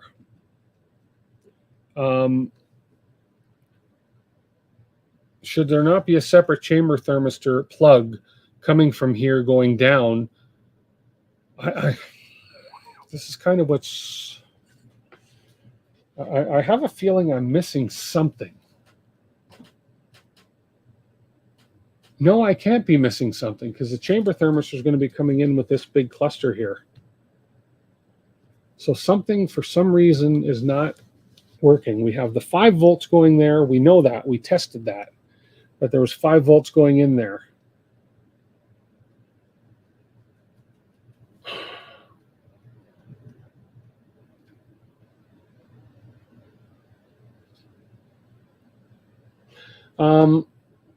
Hark doesn't use the chamber thermistor. He uses that wire as a percentage volts. Check the pinout that was updated on the GitHub.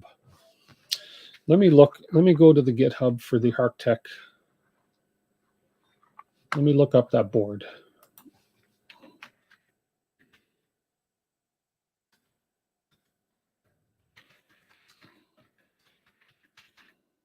Let me look that up real quick here.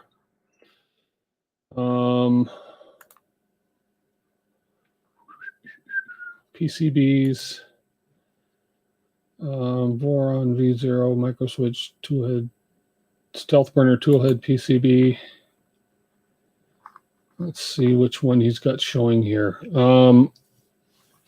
So what we're looking at here, let's just have a peek here. You guys can see what I'm seeing here. So thermistor signal, thermistor ground, part fan, HE0, 24 volt, clicky probe signal, that's fine. So we have our NeoPixel pin, data pin right here. Okay, so that one we're not using. That ECRF we don't need. Hot end heater, 5 volt hot end fan, black stepper wire, green stepper wire, red stepper wire. So nothing from that cluster is coming down as a chamber thermistor, or is it? Thermistor V, thermistor signal.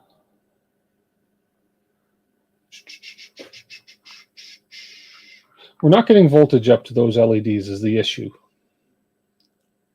Have I tested the LED itself? No, but the chances of 3 LEDs failing? 5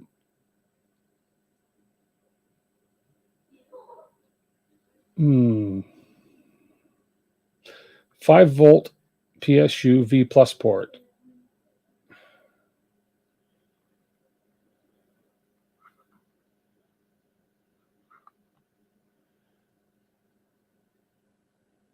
Okay. Let's go ahead and let's, we'll do one thing at a time here. Let's go ahead and check the config file, make sure that's right. I'm going to open the printer config right now.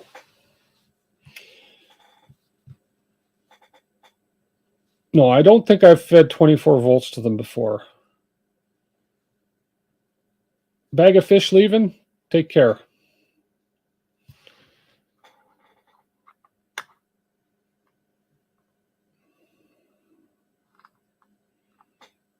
NeoPixel config. Yeah, we'll look at that right now. Just let this, we're just going to let this start up. Doo-doo-doo-doo. Okay, let's have a look at this.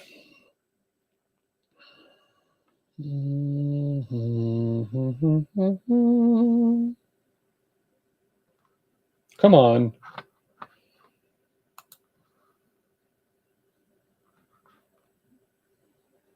Okay. NeoPixel config. So we have GRBW. Bum, bum, bum, bum.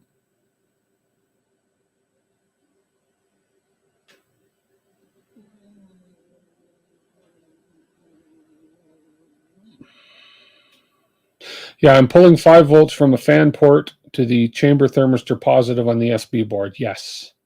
Should be GRB. GRBW is for a 4-wire setup. Okay. So if I take the GRB, if I take the W off and try that.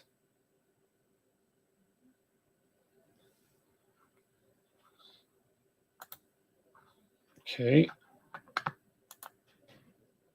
Let's try that. Let's see if that does anything. Do, do, do.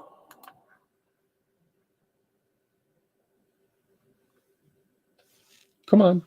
Start up. Now what?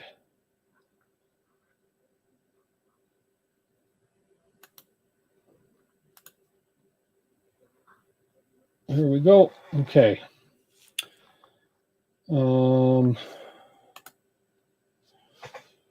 Nothing, they don't come on.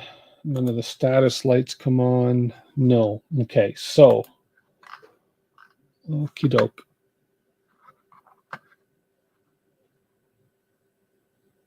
Do I have a spare set of LEDs? No. No.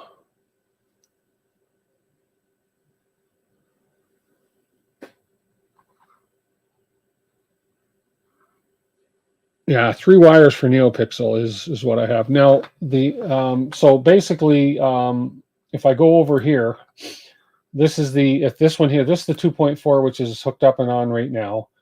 If I go over to the, let's see, NeoPixel config in here, we are showing GRBW, and we're showing on PB0, same thing here. So it should be similar setup to this, other than the chain count, right? Because, yeah. Although I actually think that chain count is wrong because there's more than one in the logo on it, but it still works. It does all the different colors and everything on that one, and it actually works perfectly the way it should. This one. So in other words, let's just see if I go to the dashboard here and I change it to status leveling. Yeah, it changes all my LED, all my pixels and my LEDs in there to whatever color it needs to be. So it shouldn't be much different in here. I'm guessing that there's an issue with the power going to the LEDs is what I'm guessing. So what I may want to do here is pop that head off again, pull all the LEDs out, make sure all the wiring's fine, hook it up without hooking it into the hot end or into the Stealthburner cover. So 5 volts should be white. So look for where you are losing the 5 volts. Well, exactly. That's where I'm not sure to look. That's my point, is where I'm looking, because it's got nothing to do with up here. It's got to be coming in. That's where I'm not sure. I'm not sure where that 5 volt. Okay, so that's my question. Okay, so we have 5 volts going from the. Oh, I didn't have the signal plugged in when I tried that just there. So hang on one sec. Let's try that again. Let's plug the signal wire in. And let's just try that once more, just in case. Let's just see. I'm not holding my breath. No. No. So my question is, I'm going to have to tell, I have no idea what that is, Golden Jaguar, but I will let Maria, I'll have her see if she knows what bro stew chicken with butter bean, and I'll have to ask her. Did my smoke come from a burn trace on the 2-part board. No, the smoke came out from under here somewhere, and I don't know where. But okay, so I have this here. I have 5 volts going from the fan port. I know I've got 5 volts coming to this. It's going into the chamber thermistor port here. I don't know how the 5 volts is getting from here up to the hot end. Other than it's got to be going through this cluster of cables here somehow. Right? Like, it has to be.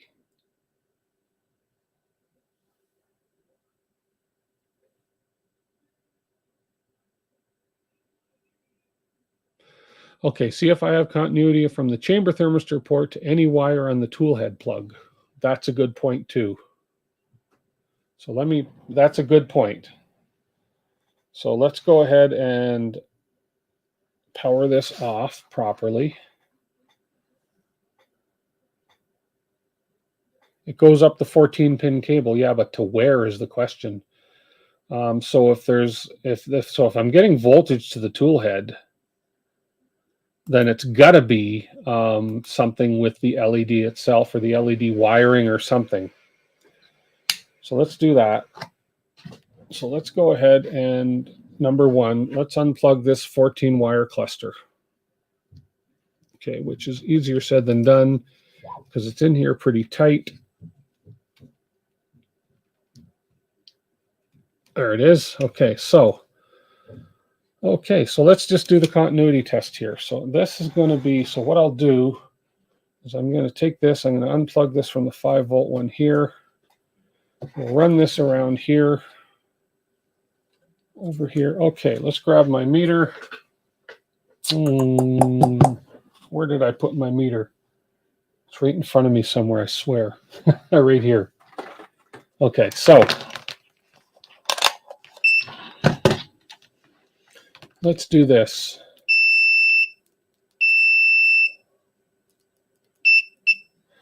I have to, hang on one second.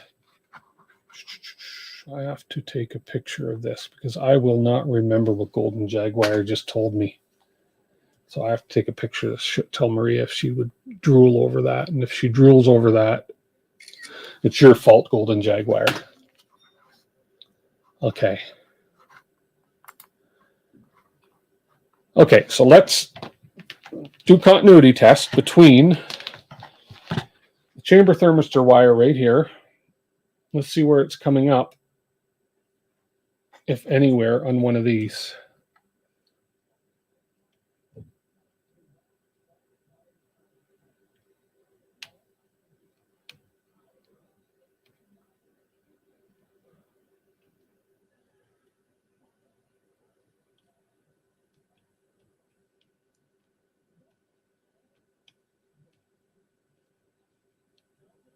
Oops.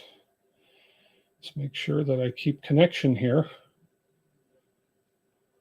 I just need to, come on, hold this in. There we go.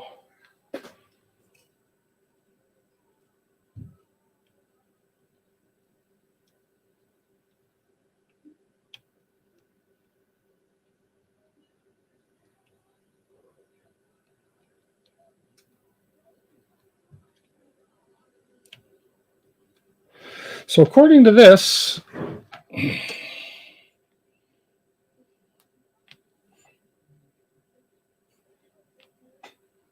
try it once more, but according to this, there's none.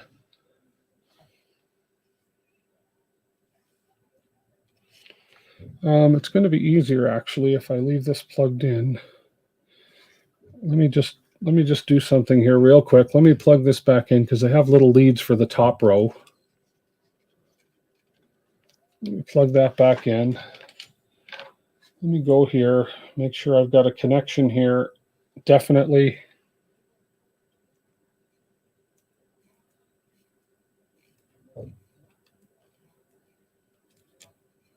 Nothing here, but I also want to check, just for the heck of it,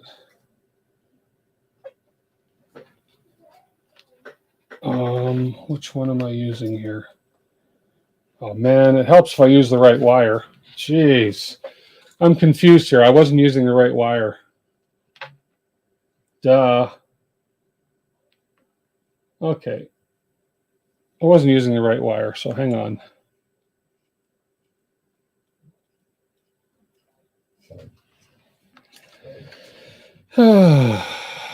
Hey, Collie5.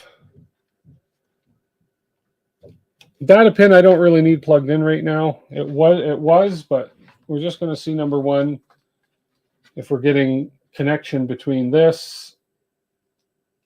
Come on. I have a hard time holding this one wire on here, so I have to make sure I have a solid connection here. Come on. I sound like Steve Buscemi in, who's seen the movie Fargo? When Steve Buscemi's beating the crap out of the TV.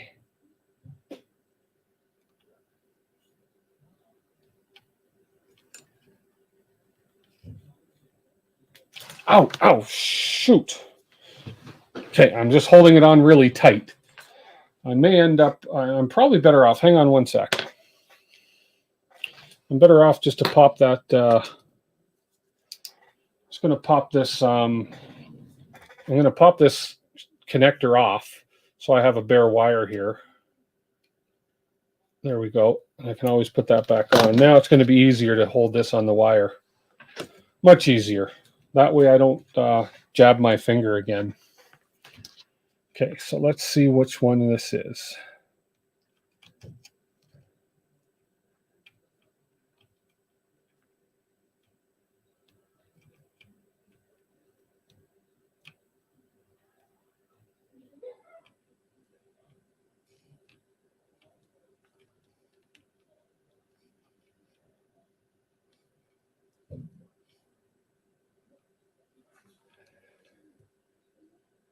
Am I even making connection with these? Jeez, okay. Give me 1 second here, guys. Oh, here, why don't I use my, where did I put my 4 snips? Right here. Use alligator. Yeah, I'm going to use something similar to that. So we are plugged in there for sure. And I'm going to take this little guy. And we are going to ensure that these things stay clipped together.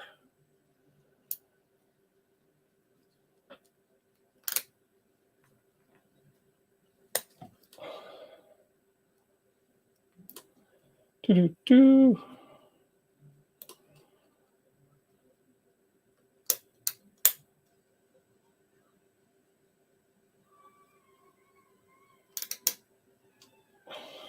Okay, they are clipped. They are not going anywhere. Okay, this will be a lot easier.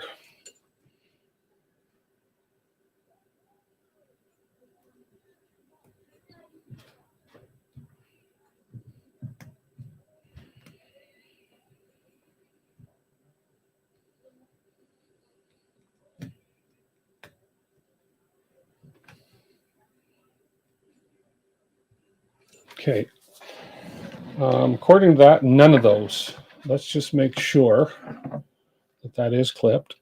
Okay, that is clipped. So make sure that connection is there. Okay, the wire's fine.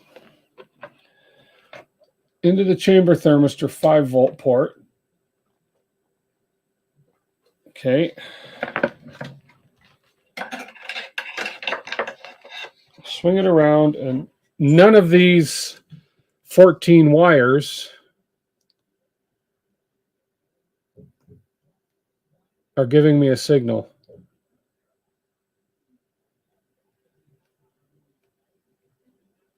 At least if I'm hitting them, it's hard to tell if I'm hitting them. Because these things are not...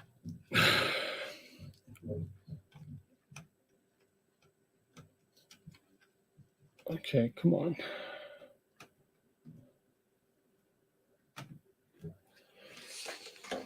Check the other pin of the CT, just JST port. Yeah. Oh, I see what you're saying. Yeah. I'm trying to... Oh, come on. This is just so freaking tight. There we go. Just checking these up here.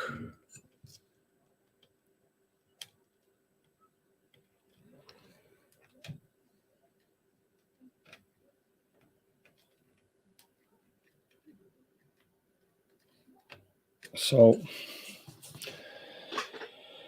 unfortunately, see where I'm struggling with here is there's my 14 pins. I'm assuming, and I shouldn't assume, that the tip of these. Now I'm going to try one thing here. I just don't know if those are going down far enough. So I'm going to cheat. I'm going to cheat. I just want to make sure I'm actually making a proper connection. So if I put one of these, there we go. Okay, now this will definitely tell me.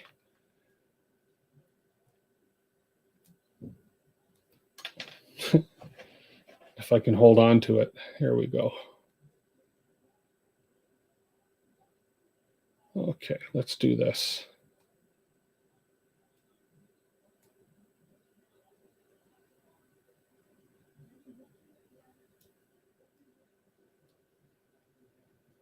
No, no, no.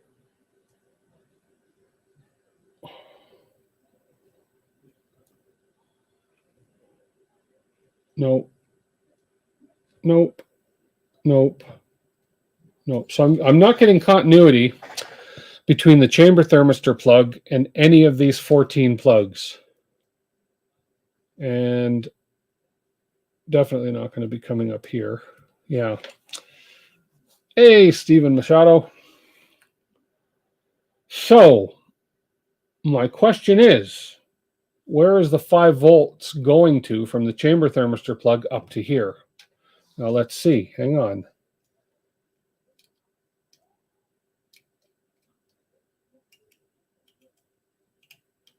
None of those.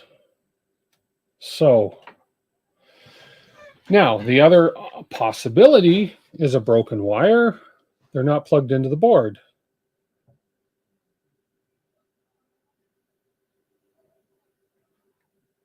No, but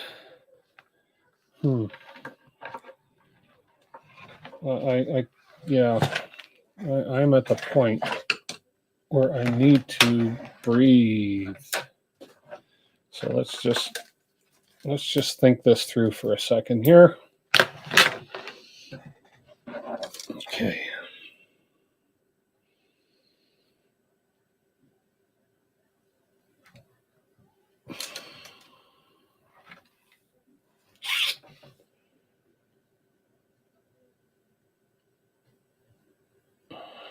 And I thought that's what I thought, Collie. Because we're plugging from, okay, we're doing everything right on this end, I'm sure. Doesn't matter. And fortunately, it's just LEDs. I mean, it's not preventing the printer from working. Let's put this back in here. If I didn't damage it, which I think I did. I think I screwed this up. That's okay, I can fix it. I'm plugging 5 volts from a fan port into the chamber thermistor plug on the breakout board. Okay. There's a 14-pin cluster that goes from the breakout board to the tool head. None of those 14 pins are giving me continuity with the chamber thermistor plug, which is supposed to carry 5 volts up to the tool head. If that's not the way it's supposed to work, then I'm not sure what is supposed to carry the 5 volts up to the tool head.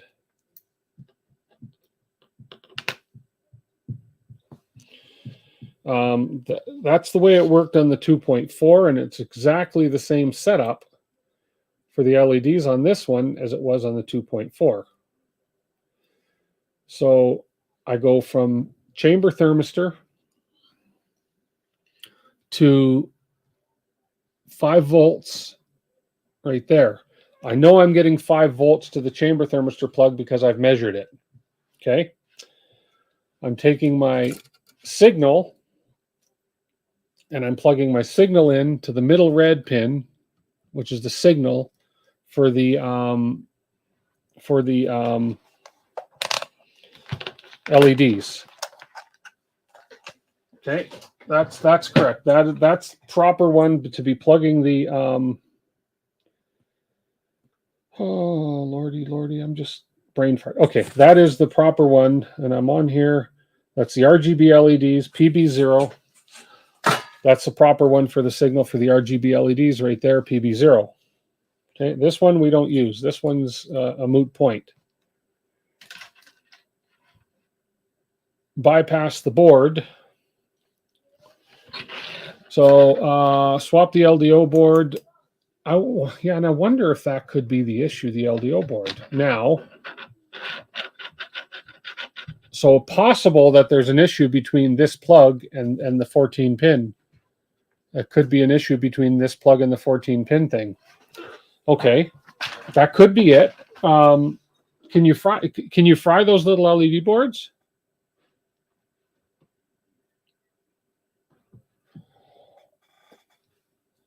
Okay, that's easy enough. I have an LDO board right here. No, I'm not getting frustrated. I'm just, it's a mystery. So I have, so your guys are saying swap this board and see. Okay. Because theoretically on this board, let's just see. Where's my meter? I just had it right here. That's funny. So on this board, I'm just gonna see, because this will answer a lot of questions right here. On this board, so on the LED board, the chamber thermistor pin is this one right here. So there's a chamber thermistor. One of these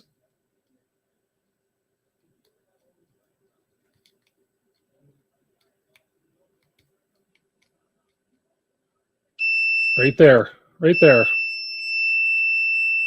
So that pin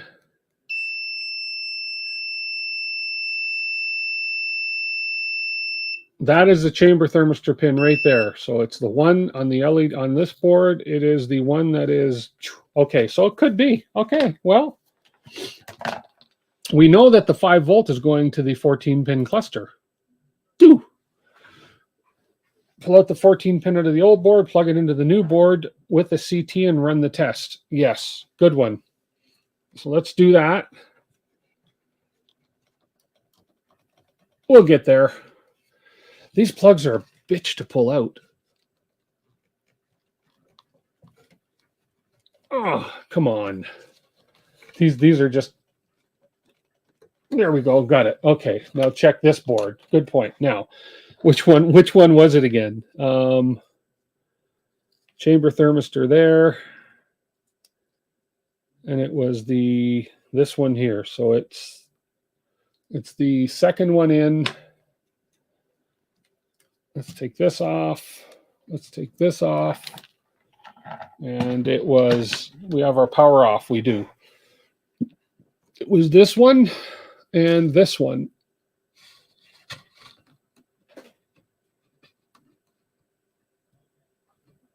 I'm pretty sure this one and this one. Okay. This one and this one.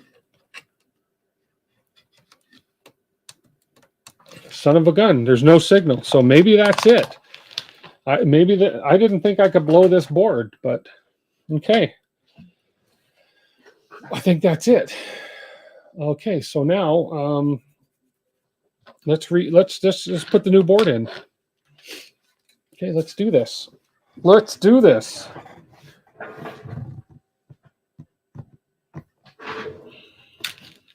It's dead, Jim. Damn it, Jim, I'm a doctor, not a 3D mechanic. Okay, so the way I like to do this is I like to make it easy for myself, and I like to pull a plug at a time and plug it in. Pull another plug and plug it in.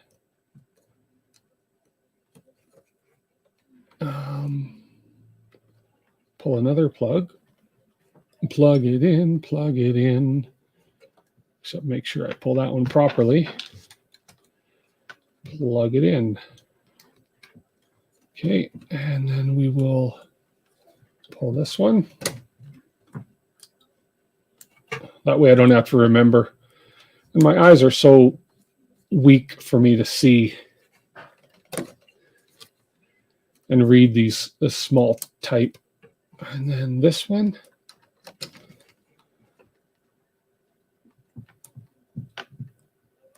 And then our cooling fan. There we go. And this one's going to go in the second slot right here.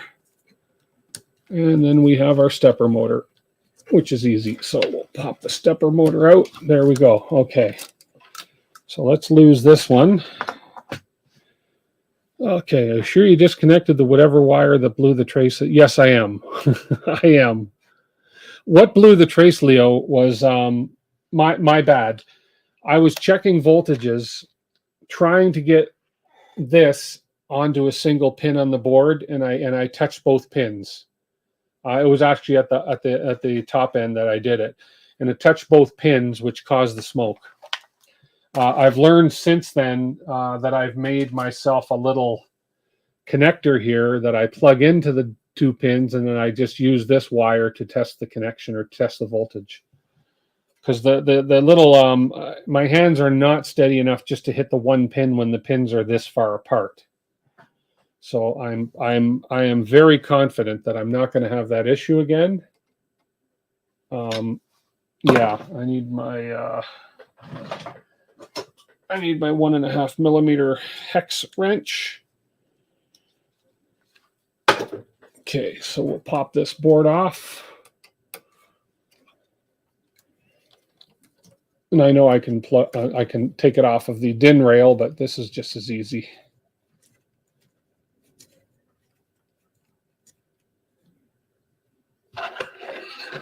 All things are possible in time, Stephen. Yes.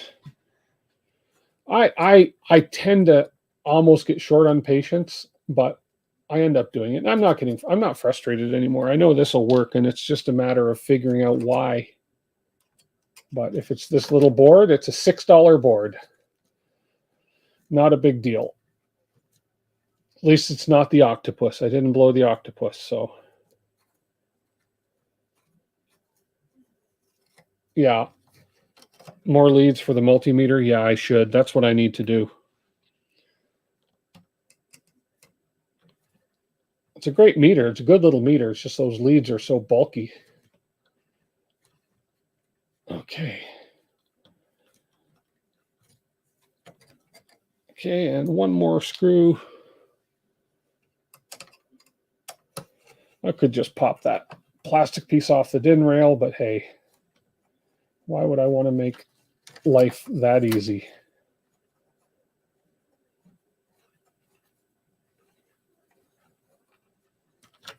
And there we go. So this thing is obviously something blue between here.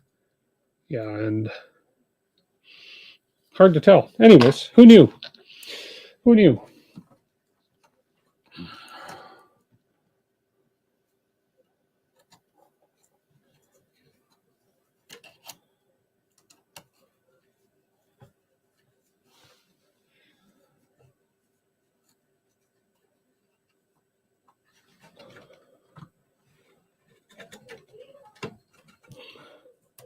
They go in a little easier. Second time's a charm. Don't drop them. These are tiny, tiny, tiny, tiny screws.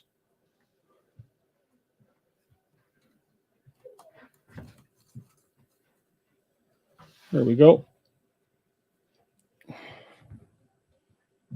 You just got the notification that Richard is live. Jeez. Lead kit. Okay, so is that something I can get on Amazon, Delmar?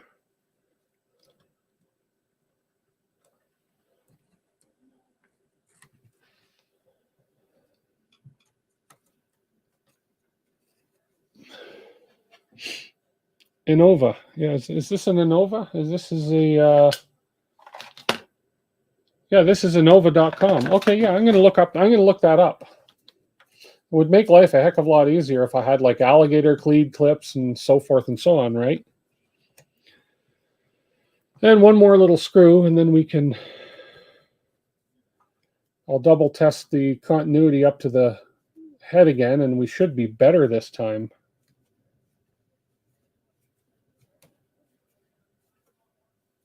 So since the LED chain has different LEDs, you have to define each one separately. Change config color order. Okay, we'll get to that. Okay, so we got this on. Let's plug our 14 pin connector in here.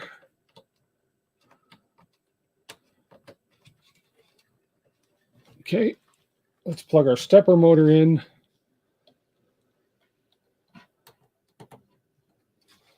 Okay, now let's test the water here. Let's go back. I have a longer wire. I don't need this wire. I'm not going to put in an enraged rabbit, so I'm going to cut this wire. I don't need this one. I'm going to cut this wire, and I'm going to repurpose this wire really quickly. Here we go. You've now become my continuity test lead wire. So we're going into the chamber thermistor there. Okay. We're going to come over here. We're going to make sure we have continuity now up to that plug, up to this plug. So we're going to do the same thing here. I'm going to secure this to this.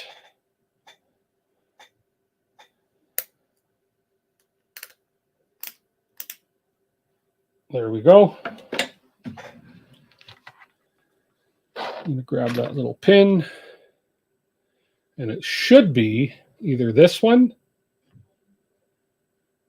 this one, this one, or this one. No.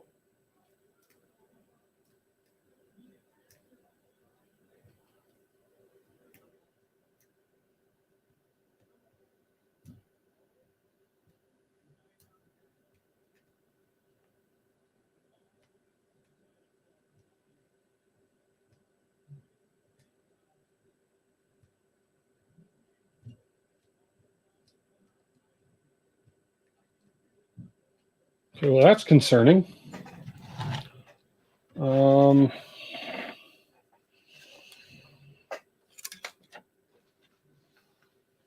Okay, well, that's concerning. Let's make sure.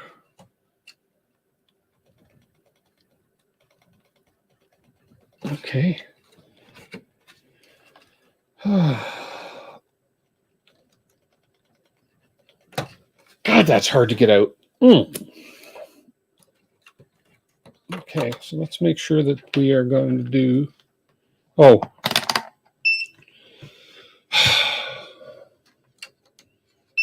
When you're using a continuity meter,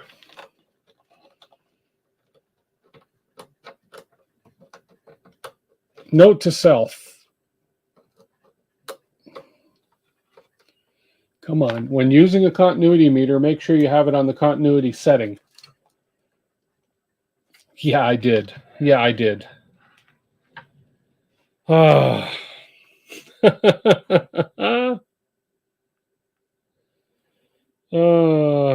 Note to self.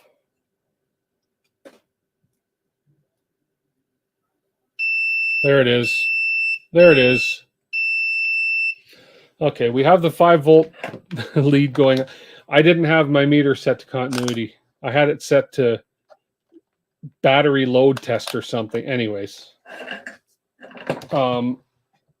Yeah.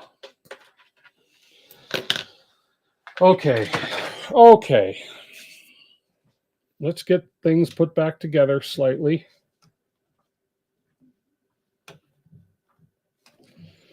Man, I made this wire loom really tight. There we go.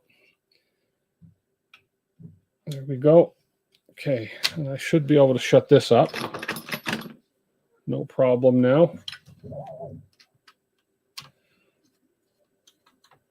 Because everything under the head should be fine. Now, I'm going to make sure under here, I'm going to be careful. We're going to make sure signal wire is hooked up. 5 volts.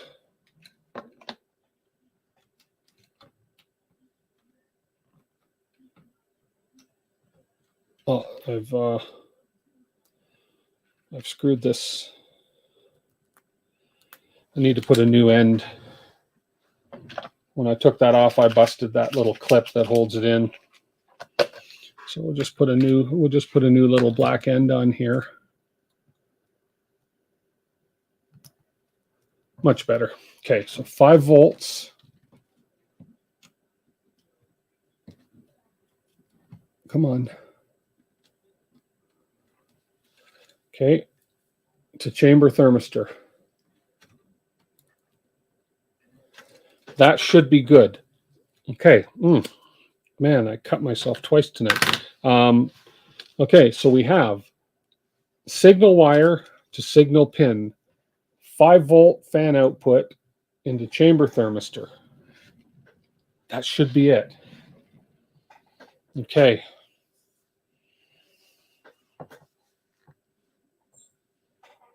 Too tired to work with your rat rig? Yeah. Okay, let's power it on. Just going to go for it. Oh. You see what I see? You guys see what I see? An LED. And we are flickering color. Now, will my rainbow barf work? The rainbow barf I saw flash on and off.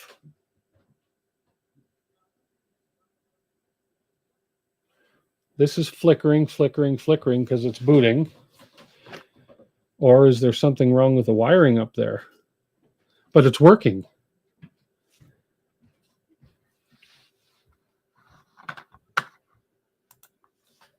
But it's flashing pretty rapidly.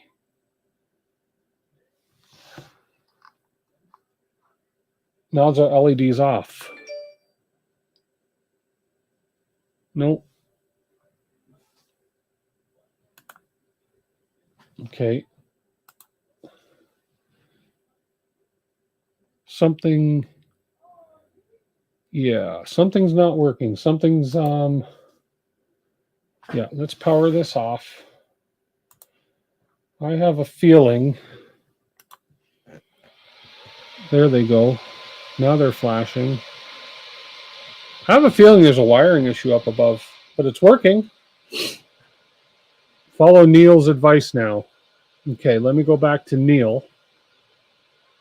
Let me go back to what Neil said, which makes perfect sense. Okay, let me copy that. Let me go back. Why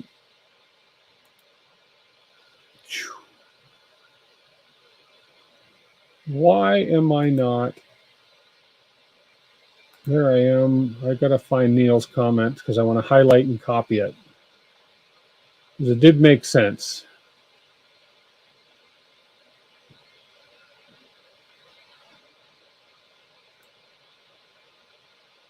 And copy, and we'll try this again. Copy. Okay.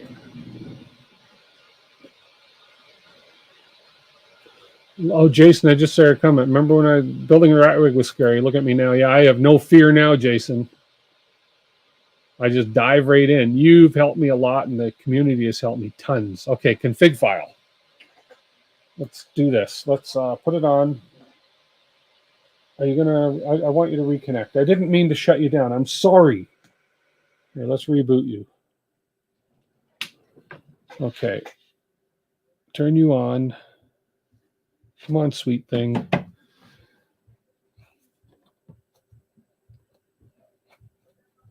We're not shorting here because I can't smell nothing shorting. So it could be the config file. Probably is the config file.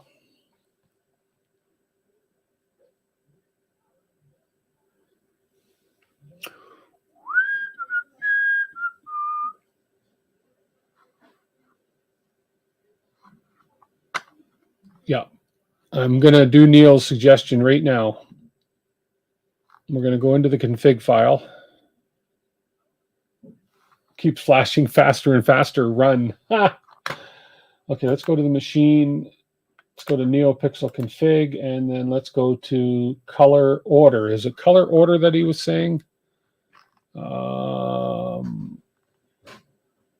Color order, yes. Okay.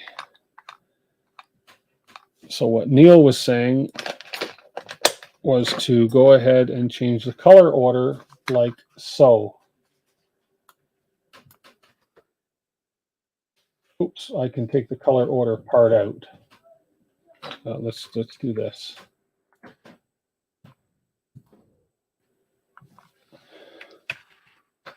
And this, don't need the quotes. Backspace. And we can take this part out. Here, I'll show you what I'm doing here. So this is what I'm doing right here, as per his suggestion right there. Color order like this. Chain count 10. So if I save and restart,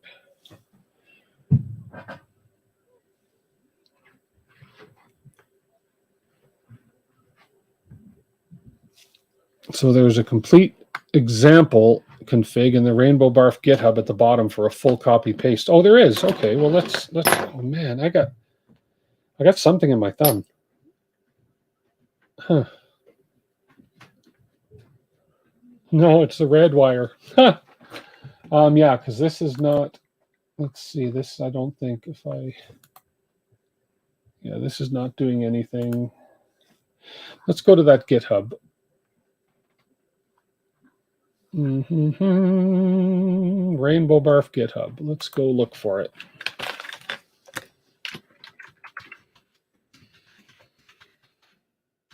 Okay.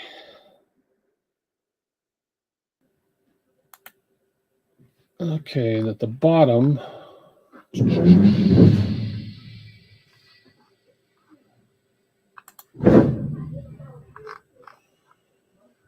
oops. Oh, I'm on the wrong page here. Give me 1 second here. It's not what I want.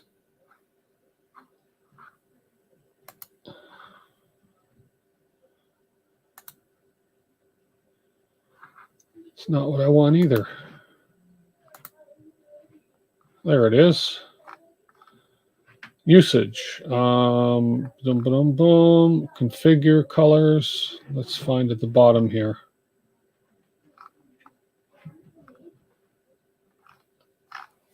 Okay, so I'm going to pull this over here.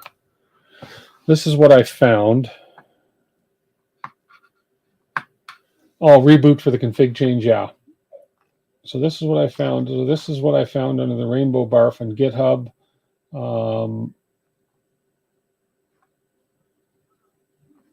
Usage, there is a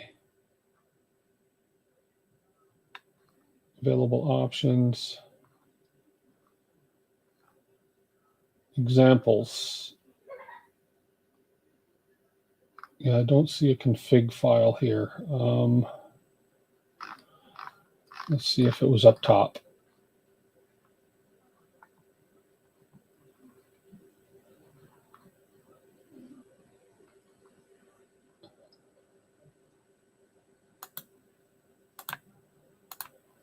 No. No. One from Whopping Voron Mods. Okay. Where did I just have that? Come on. Page was just here. Right here.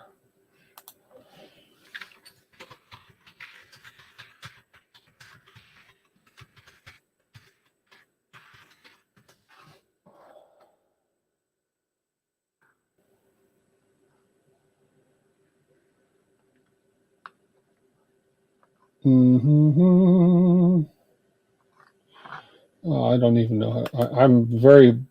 I'm awful with manipulating or with maneuvering through GitHub. So I go into GitHub, Can I search for whopping Voron mods?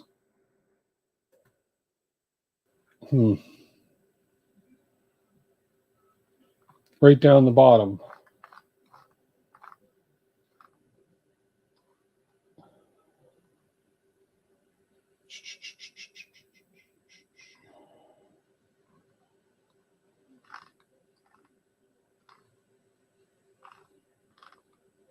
I'm lost.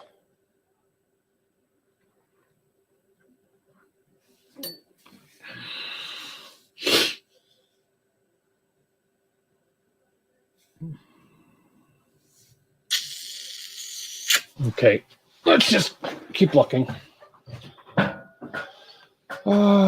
GitHub, Rainbow Barf. Can I just do a search for Rainbow Barf in GitHub? Wrong GitHub.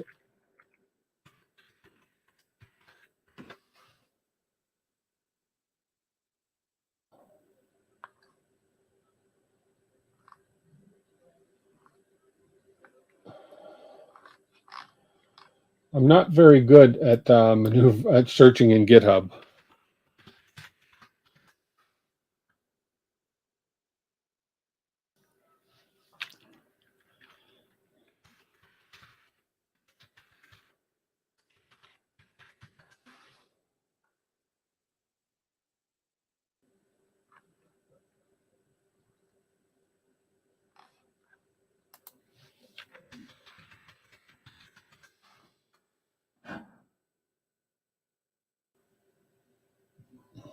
Voron design, Voron users. Kibtot.com/whopping Voron.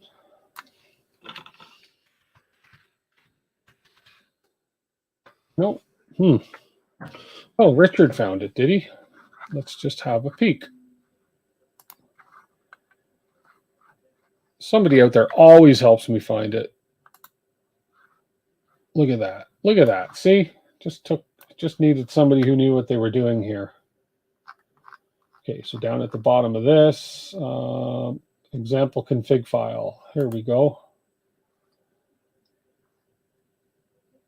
Okay, so this is basically, I can take this config file, I can copy it, and I can go into my NeoPixel config, or my, oops, am I on the right printer? No, I'm not. Come to the right printer, Tim, it would help. We will take this one, we will rename it NeoPixel because BAK. Now we will create a new one and we'll call it neopixel.config. And we'll come in here and we will paste that one in that we just did. PB0, chain count 10. So everything here should be as it is. Save and restart. And I'm going to restart the printer too, rather than, LED affects SB logo busy is not valid config section. Okay, so we have to work on this a little bit here. Oh, there's another one, a different one that Kali5 put in here. There's a config file. I think that's one I just pasted in. Yeah, it is. Just pasted that one in. Yeah, it's easier. I find it, we get it eventually. So now we have an error that says LED affects SB logo busy is not a valid config section.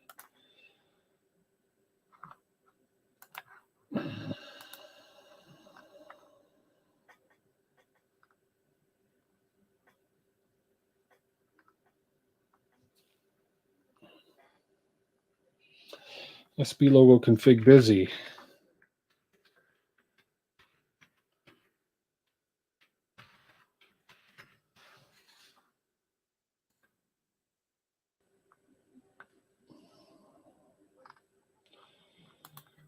SB busy.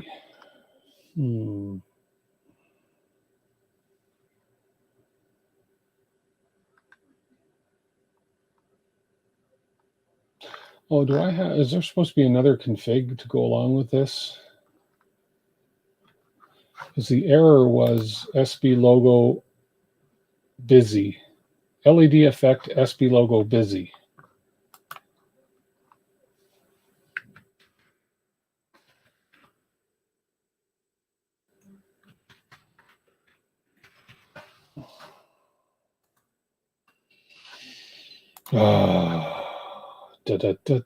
I'm loving it. SB logo homing, SB logo calibrating, SB logo busy. So it doesn't like this for some reason. Turn off the machine. Okay, we'll turn off the machine and restart it. Sounds good. Let's do a proper restart. Let's go here. Let's go here. Shut down. And then we will turn it off. And I did a save and restart already, so we'll turn it on and see now. Okay, Rainbow Barf is flashing. Rainbow Barf just turned on. Good. That's a good sign. So we have light on the Rainbow Barf on the logo LED. I know we had a light on the hot end LED. We'll let this finish booting. So this little board was blowing. Wow. Okay, let's try again. And dashboard. So it still doesn't like the LED effect SB logo busy is not a valid config section. Doesn't like that.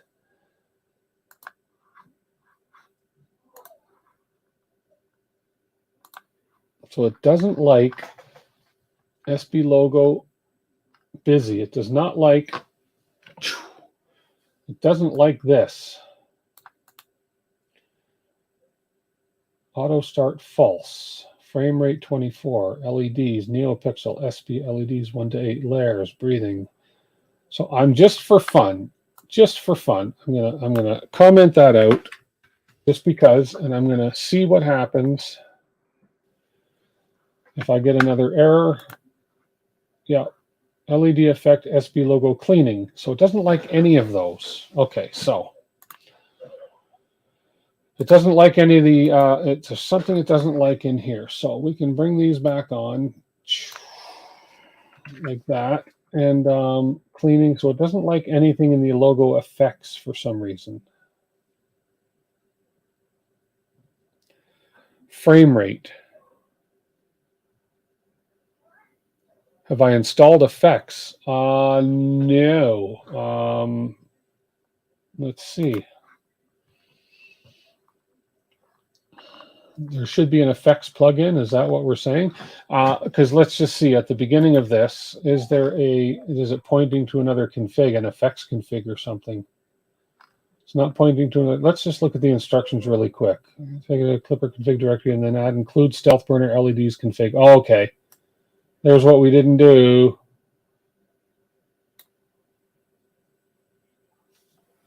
Copy, and I think I need to call this something different. So let's, oh no, that should be the same thing. Because I do have include NeoPixel config, which should be the same thing. Okay, save your config file, restart Clipper. Note, we see red, blue, want to make it easier to letters. If you get random colors, once you've configured the LEDs are set up correctly, you must decide where you want these macros called up. Needs adding to your existing G-code macros. Nothing will happen unless you add the status. Huh. Let me check out what Richard's just posted there for a link.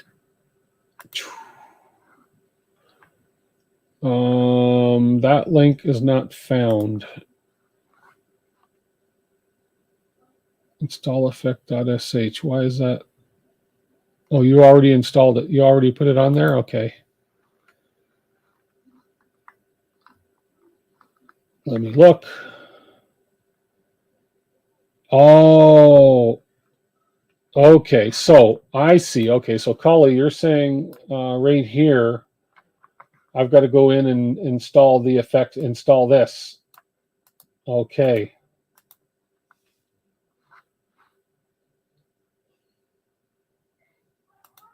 Okay, fair enough. So I've got to install, the module can be installed in existing Clipper installation with an install script. Disclaimer, this is work in progress and currently in alpha state. Okay. So I need to pull up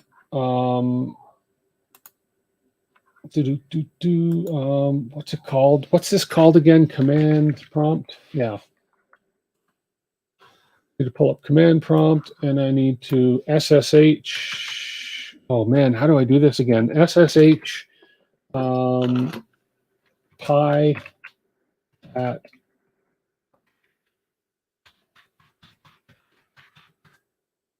yes. There we go. Okay, so I need to do that. Let me move that over here. Then I need to take this and copy this. Come back to here and paste this in. I think it's up arrow. No. No. Down arrow. How do I paste again? Shift up arrow. No. Shift down arrow. No. Control Shift V. No. Control V. Ah.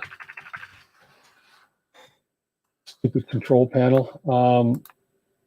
Copy that to the clipboard. Okay.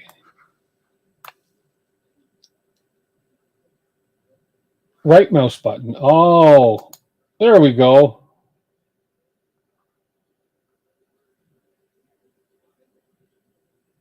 Installed LED effect SH, so it's installed. Right mouse button. I keep forgetting. Why can't it just be Control C, Control V? Why can't I do Control C, Control V in anyways, that's okay. So that should be good. Okay, now we'll restart again because we're going to want to make that take place. So we're gonna have to basically save and close. Let's restart, shut down and restart. Okay, and make sure we're shut down. We are shut down. We'll repower. Enter. Oh, seriously? Oh, come on.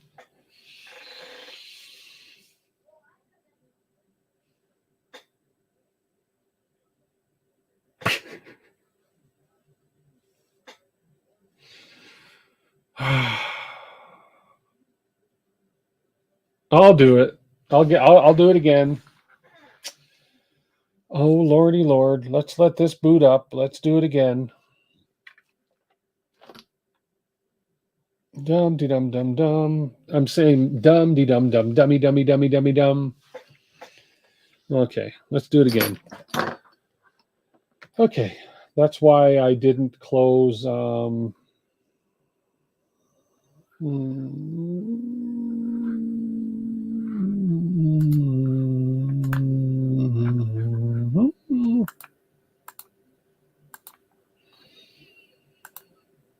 Where the heck is my command prompt window? There it is. Okay, we'll just do that again.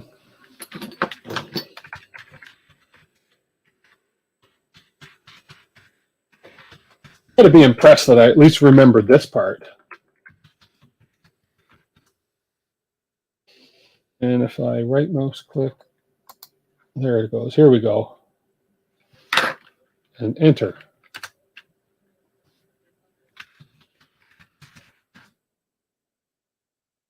Okay. We did it.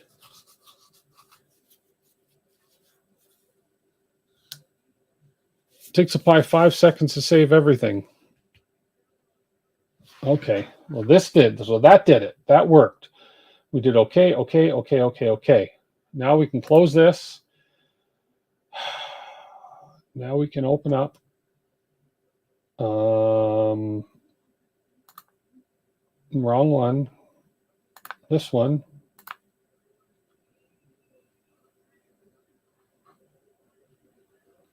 Okay, and let's shut this down and restart it again.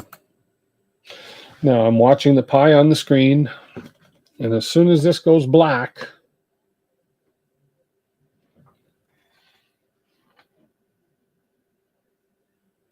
Okay, let's see now. Let's see what happens. Who knew having a few fancy freaking lights is so complicated?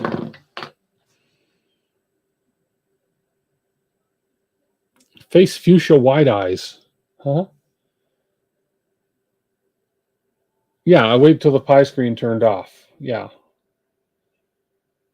Now we're booting. Now we got no lights showing up.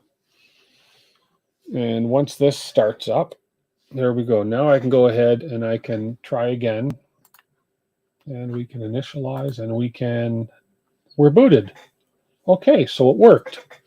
So now I should be able to go in and test nozzle LEDs on. Nothing. Status. Cooling. Nothing. Now I'm getting 0 lights. Oh, man. Okay.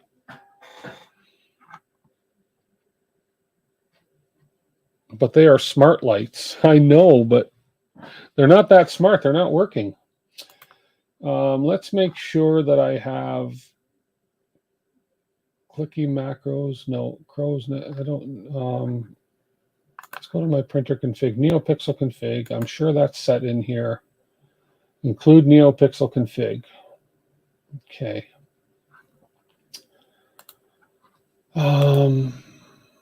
Pretty sure everything in there.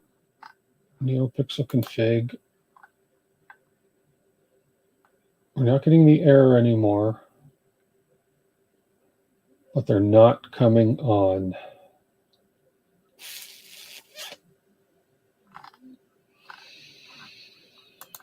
I'll do a restart anyways. Let's just see. Let's just see. Startup. There's no errors at startup now. No errors. No errors and no LEDs. Make sure there's not an invisible space when you pasted the code. An invisible space. But the LEDs came on. They came on. NeoPixel config, and there's no space up here. Oh, we have a space here, but that should not be a problem. LED effects, animations, logo effects. Nothing happening there. Those are all the macros.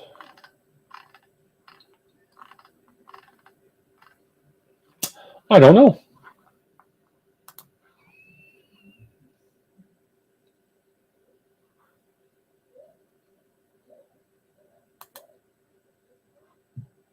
We're not getting any errors. All the macros are showing up. But none of them work. Nothing's working. Check cursor position. I commented out some lines. Comment out all the LED effects at the end of pasted line. Check. Okay, let's have a look. Here and NeoPixel config at the end.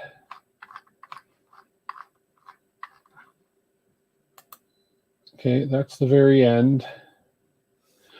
And Delmar is saying comment out all effects. There is an extra space in the list of LEDs. Okay, let's start at the top here.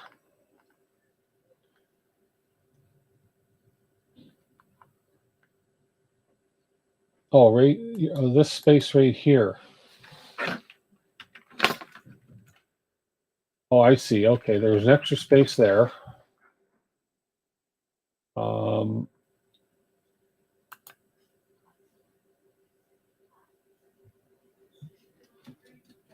Logo effects. Comment out all effects, really.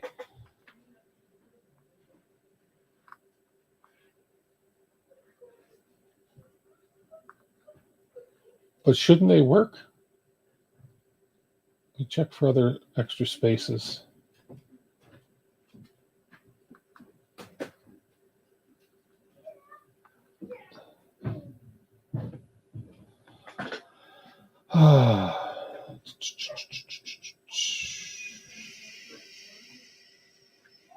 Let's save that one and see. We'll just do one fix at a time. There was that extra space between the LEDs.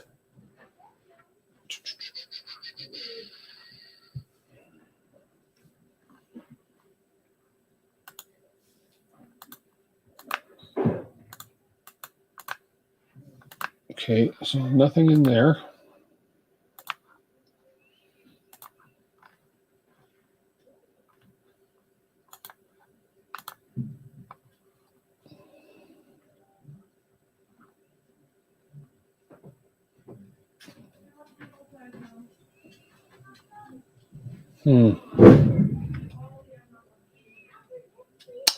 At timestamp 5:19.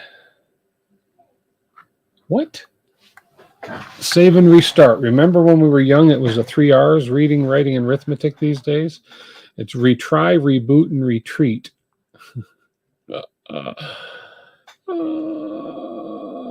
Okay, save and restart. We did that. I already did save and restart.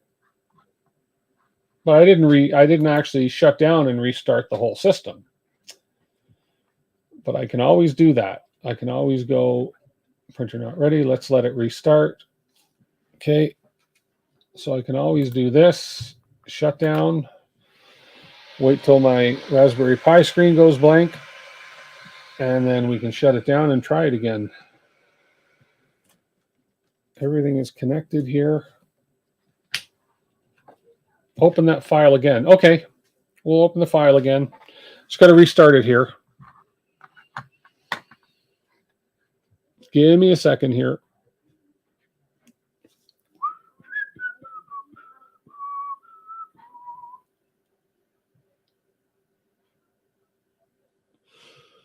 I shall try set LED effect equals SB logo busy in console. Oh, that's a good idea. Let's see if that works too. Okay, we have our main LEDs on, but that's not our issue. Okay, we're started. Let's get up here. Dashboard. Let's just try that for fun, what you said there.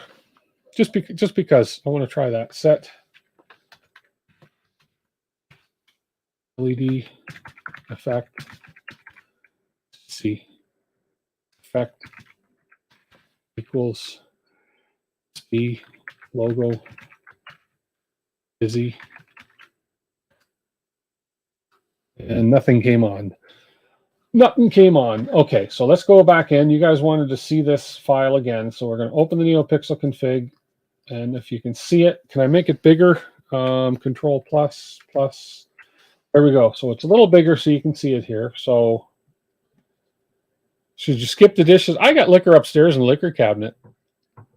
NeoPixel SB LEDs. NeoPixel SB LEDs right there.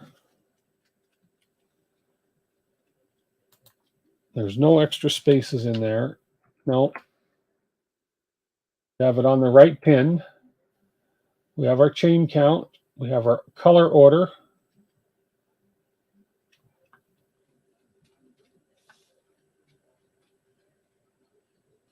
No, the case doesn't matter. Pin SB 2040G, huh? So I have to change my pin here, Richard, is what you're saying? Is that what you're saying, Richard, to change that pin to what you've typed there? Even though I'm on PB0?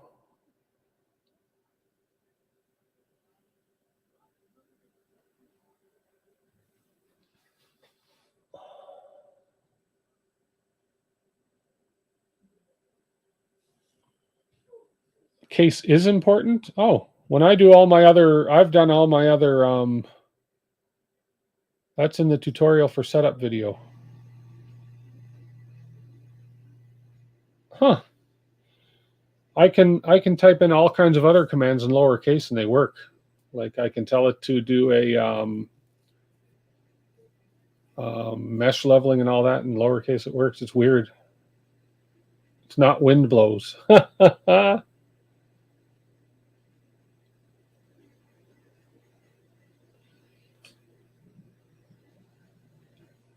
Go further down. Okay. They came on. I'm sure I have my pin set properly because they came on initially. Oh, okay. Right now I do have I have a blue light on the rainbow barf right now. It is blue. But I'll scroll further down. There's the LED effects section here. I just noticed rainbow barf is on.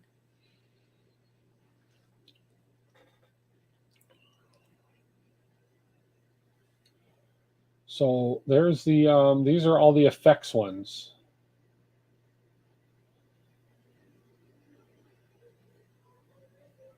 Oops. Sorry about that. Helps if you can see. Try another effect in console. Okay, let me see. I'm going to save and restart. Rainbow barf does not even turn off. It stays blue. It's staying lit. Okay. Let's go here. Here, let's make this smaller again because that's a little big now. Okay, so let's try one of the other effects. Status leveling. Nothing changes. Status part ready. Nothing changes. Set logo LEDs off. That doesn't even work. It still stays lit. So the rainbow barf is still lit in blue, even though I said set logo LEDs off. If I say set logo LEDs on, it stays lit blue. Set nozzle LEDs off, set nozzle LEDs on. Yeah, something's not, it's not getting the signals. Status calibrating Z, status cooling. Yeah, nothing changes. Nothing changes. Go back to the config. It's my pleasure to go back to the config. There's the config. I'll even make it a little bigger for you. There we go. I think everything up here is correct. We have our pin. We have our chain count. We have our color order. Okay. Options are GRB. Okay, sets the initial LED color of the NeoPixel. Each value should be between 0 and 1. Red, green, blue, white.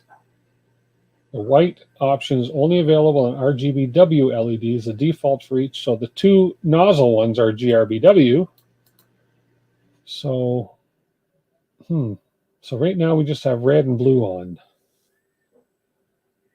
You can only use the set LED effects effect now. Okay, down. Okay.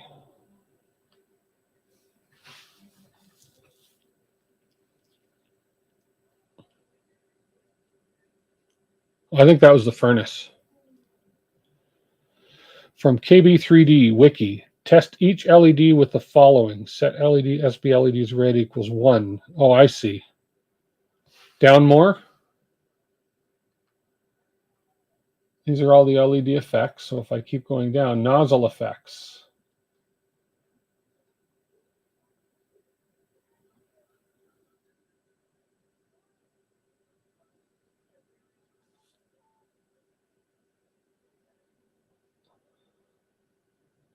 LED effects statics.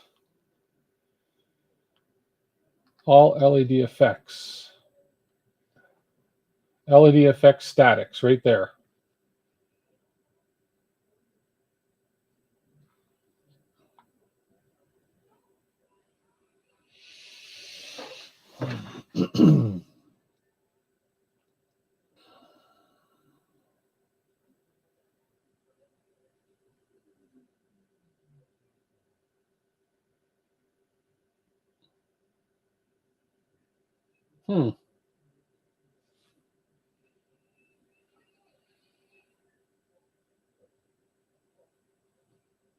Oh, okay. That's interesting to know, MG20.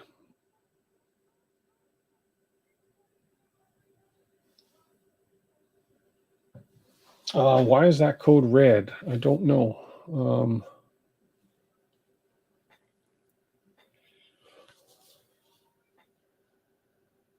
So we got the case light turned off, which is fine. Nozzle LEDs, 9 and 10. 1, 2, 3, 4, 5, 6, 7, 8. Okay, auto start is false. Auto start is false.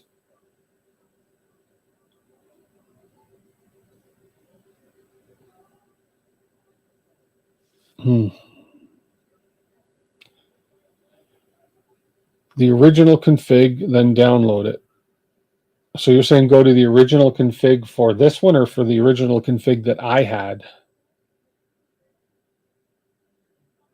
Design it, build it, repair it. We're just trying to get the hot end LEDs working properly with the rainbow barf LED.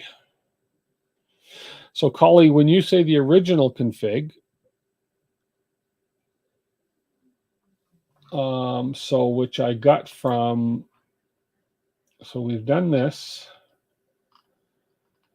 Let's see, is there a different one here? No, I think the original one was right. No, not here. Where was that other one? It was this one. This is the original config right here. This is where we got the config file from.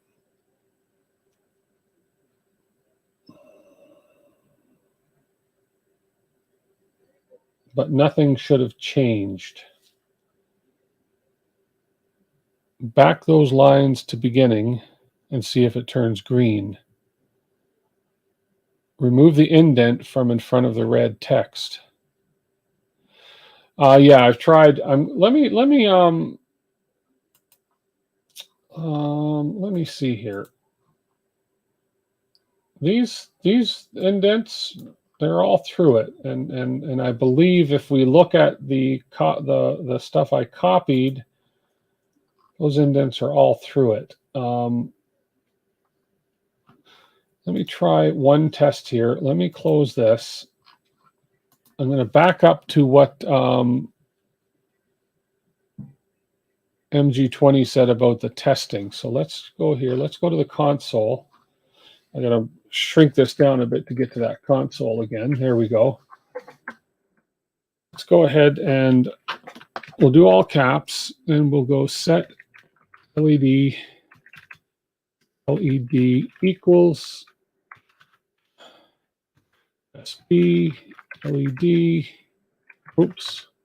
SB. Come on.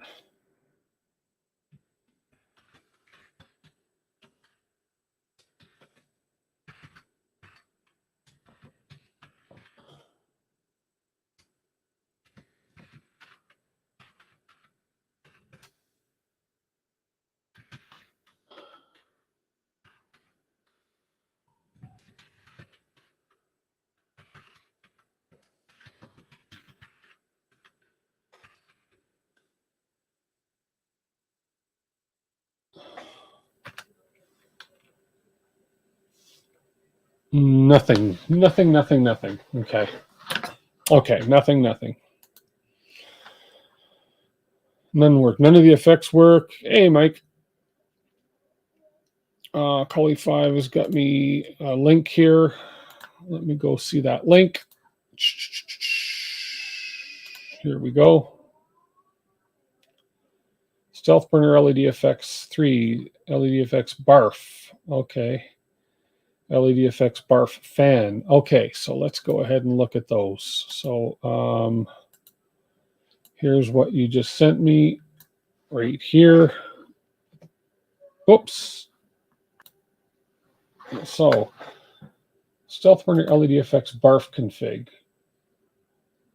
There's that one.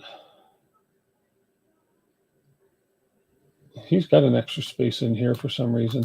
What was the other one that was here? LED barf fan config. Macros for setting the status of LEDs on Voron Stealthburner 2 HUD for any NeoPixel type LEDs. Use this file if you have a rainbow barf PCB in the logo and 2 nozzle LEDs. Thank you for your, okay, so we have that. So we can try this one.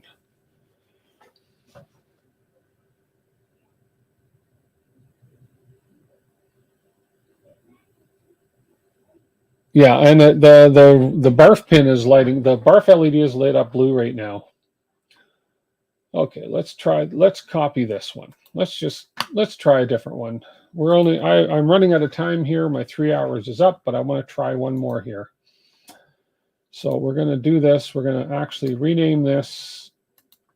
We'll call this back to barf back. We'll call this barf. Just because it doesn't matter. Add a new one called neopixel dot config. Let's go ahead and paste this new one in we just did. Okay, everything in here should be fine. This is the brand new one we just got in here. Same, the pin is right. Chain count 18. No, we want the chain count to be, oh, okay, that's not the right one. There's too many. I can just take a few of them out. I want 10. Right there. 1, 2, 3, 4, 5, 6, 7, 8, 9, 10. Okay, that's fine. I know I got the wrong file, but the only difference should be the chain count. And the pin numbers, no, maybe not. No, that's not the right file. So let's go ahead and go back.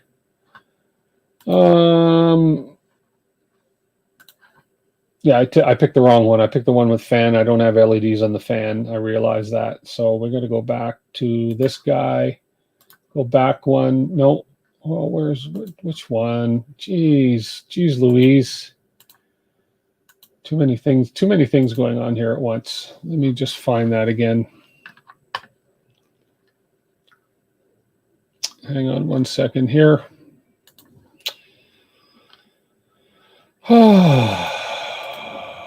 Okay.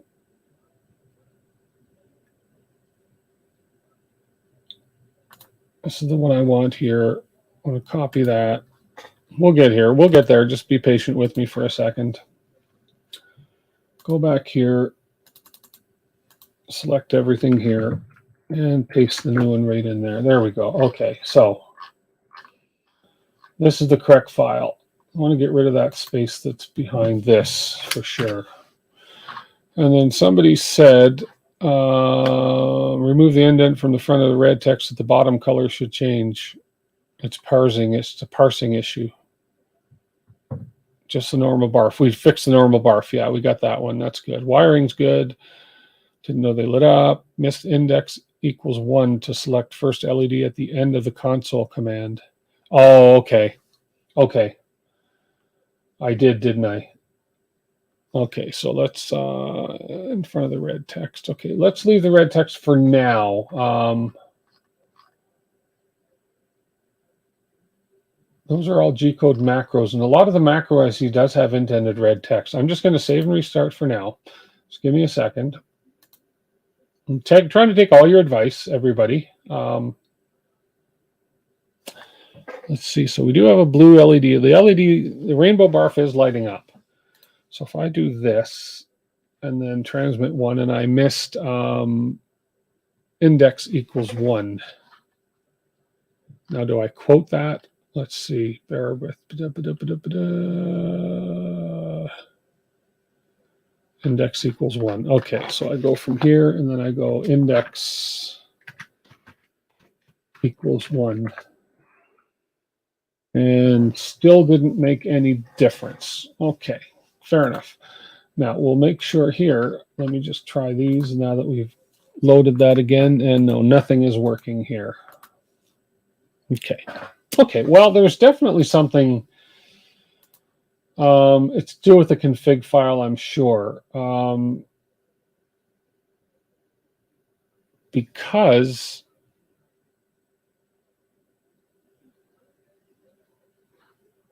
stop LED effects.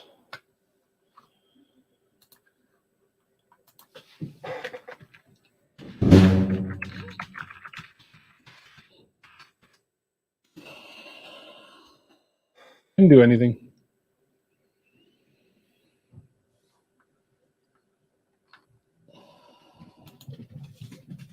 But I want to try something. I just want to just humor me for a minute. No, not that. Humor me for a minute. Boom, rename back to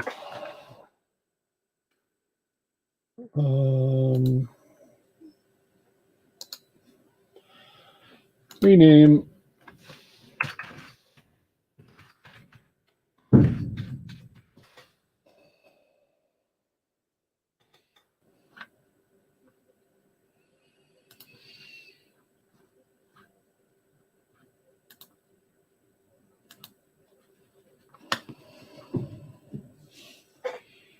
just for a minute.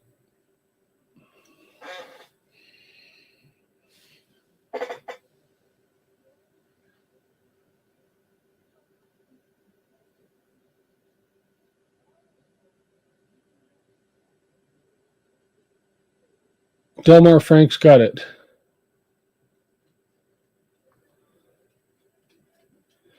Okay, so you're saying to remove the indents from the reds. Okay. But I was just curious here, just for yeah. Okay, so let's go ahead. Let's go back to that one. We'll do that. We'll try that as a last resort, and then we'll continue this a different time. So we're gonna rename this. We're gonna call this back. Okay, and we'll take this one here that we just did. We'll rename this one. This one's going to be the config file. It will go into the config. Oops. Don't know why I keep hitting that. It's right next to the enter key. Go into here. We'll get rid of all those spaces in front of the red.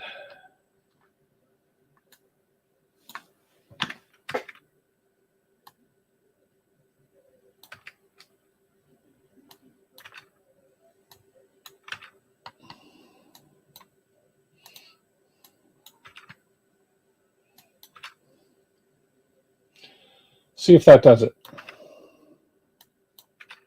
Whoops.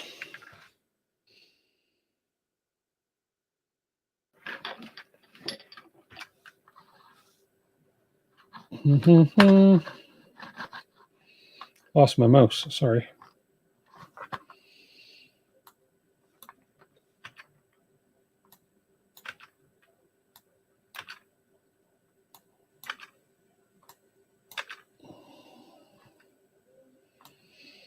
Wish there was a quick way to do this.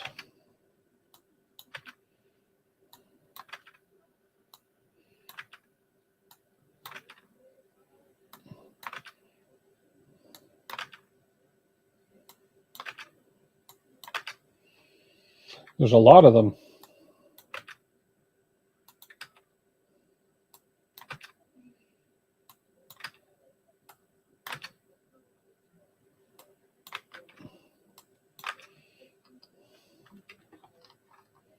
Oh, two more. Okay, that gets rid of all the reds. Save and restart. If this works, Delmar, I'm never going to hear the end of it, you know, if because you suggested this a long time ago. Yeah, now we have a bunch of errors. Yeah. Yep, a whole bunch of errors now. Nah, that's okay. So that just means that caused a bunch of errors, yada, yada, yada, yada. And so what we'll do in that case is we will completely select all, and we will paste the whole new one in that we had before. We'll get rid of that one extra space here, and we'll back up, and we'll save and restart, and we shouldn't get any errors. Yeah.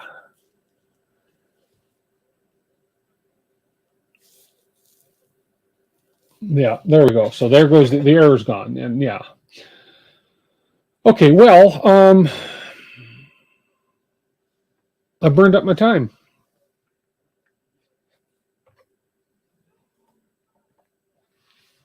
It's okay. I'm not a big deal. We made some progress. We at least have it lighting up.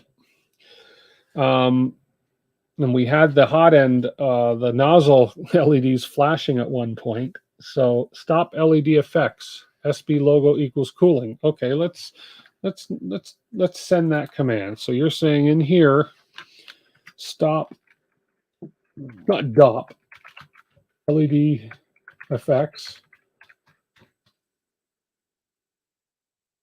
SB equals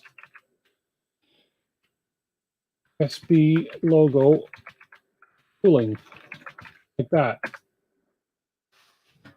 And nothing happened. Unknown command, stop LED effects.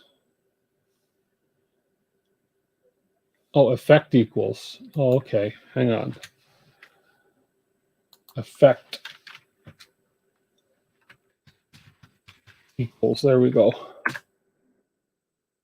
And nothing changed. Still a blue rainbow barf LED. Must include the underscore. Did I not?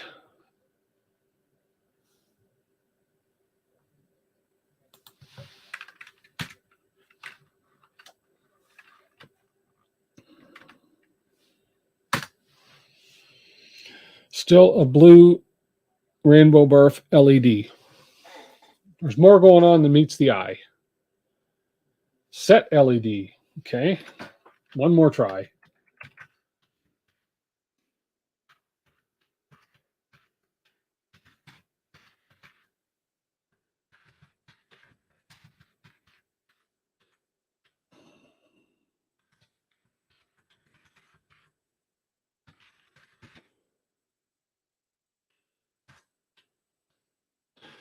Blue rainbow barf LED. That's the definition of insanity. Something is up the wall. Yeah. Yep. Repower. I'll repower once more. I don't think it'll change much, but let's try it. I shouldn't say never. We'll do one more last repower. Wait till the Raspberry Pi shuts down. Heck, I'll even unplug and repower. And we'll power on. And rainbow barf just flashed, and it is going to turn just flash blue again. And we're powering up. Rainbow barf turned blue. You can kind of see it there. No nozzle LEDs coming on. Rainbow barf is blue.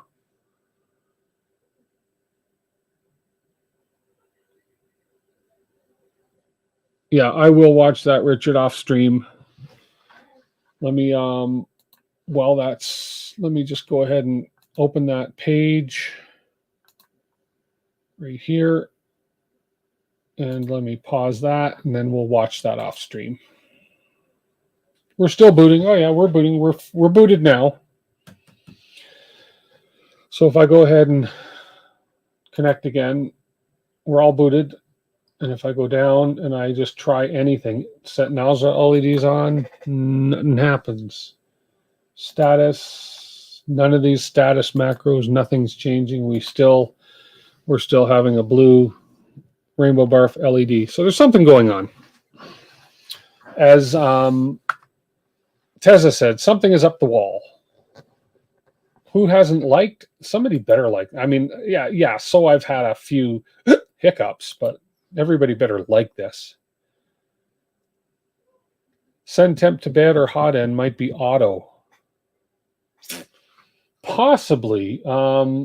Possibly. So in other words, if I go, let's say 60 for the hot end, yeah, nothing. Yeah, it doesn't change. Nothing's happening there. And then if I say let's send 60 to the bed, nothing happens. No, nada. 0, and we'll change that to 0. Yeah. Okay, well, anyways, listen, this camera. I appreciate everybody's help and everybody trying to get this going for me. We made some progress. We figured out that this board was fried, thanks to my hijinks of a couple weeks ago. I'm gonna open that link as well, Richard. Why did YouTube do that to me. Let's do this. YouTube doesn't tend to open it in a new window for something, and we will click that link, and we'll have a look at that. Anyways, yeah, so we'll have a look at that. Oh, Andrew Humphrey, thank you so much for the $5. I appreciate that. I will have a, I'll have a Zambuca. How about a Zambuca? This board is, this is an LDO, it's the LDO breakout board. It's called Toolhead Breakout, LDO Toolhead Breakout board, and it fried, and it's a $6 board. So we bought another one, put it in. That solved the issue with it. So yeah, the troubleshooting is interesting, Jack. I'm curious to see why it's not working. We got power to the LED. We don't have power to we have nothing going to the hot end LEDs, but we'll figure it out. What the heck? I'll do the reading that Richard had said. Jack Black, $5. Thank you so much. I appreciate that. I'll have 2 shots of Zambuca. Much appreciated. Progress is progress. It is. We made some progress. I'm happy about that. The LED issue does not hinder the printer from printing at all. So I can continue printing on the printer for sure. I'll investigate this mystery a little bit more because there's definitely something afoot here. Where did that come from? Oh, right there. Yeah, there's a mystery afoot. And, you know, a mystery is good. This is a good learning exercise. So definitely. So line by line SSH install. Yeah, I could do that too, but we'll do it. So we've basically burned out for the night. Thank you so much for the super chats. I appreciate that very much. And thank you everybody for all your help. And we will figure this out. If I have to continue next Sunday working on this with y'all, I will. Hopefully the Super Bowl went the way that everybody wanted it to go tonight. Everybody enjoy. I'm going to go watch The Last of Us, the next episode. Would laugh if when he prints the LEDs do change. I'll let you know, Teza, for sure.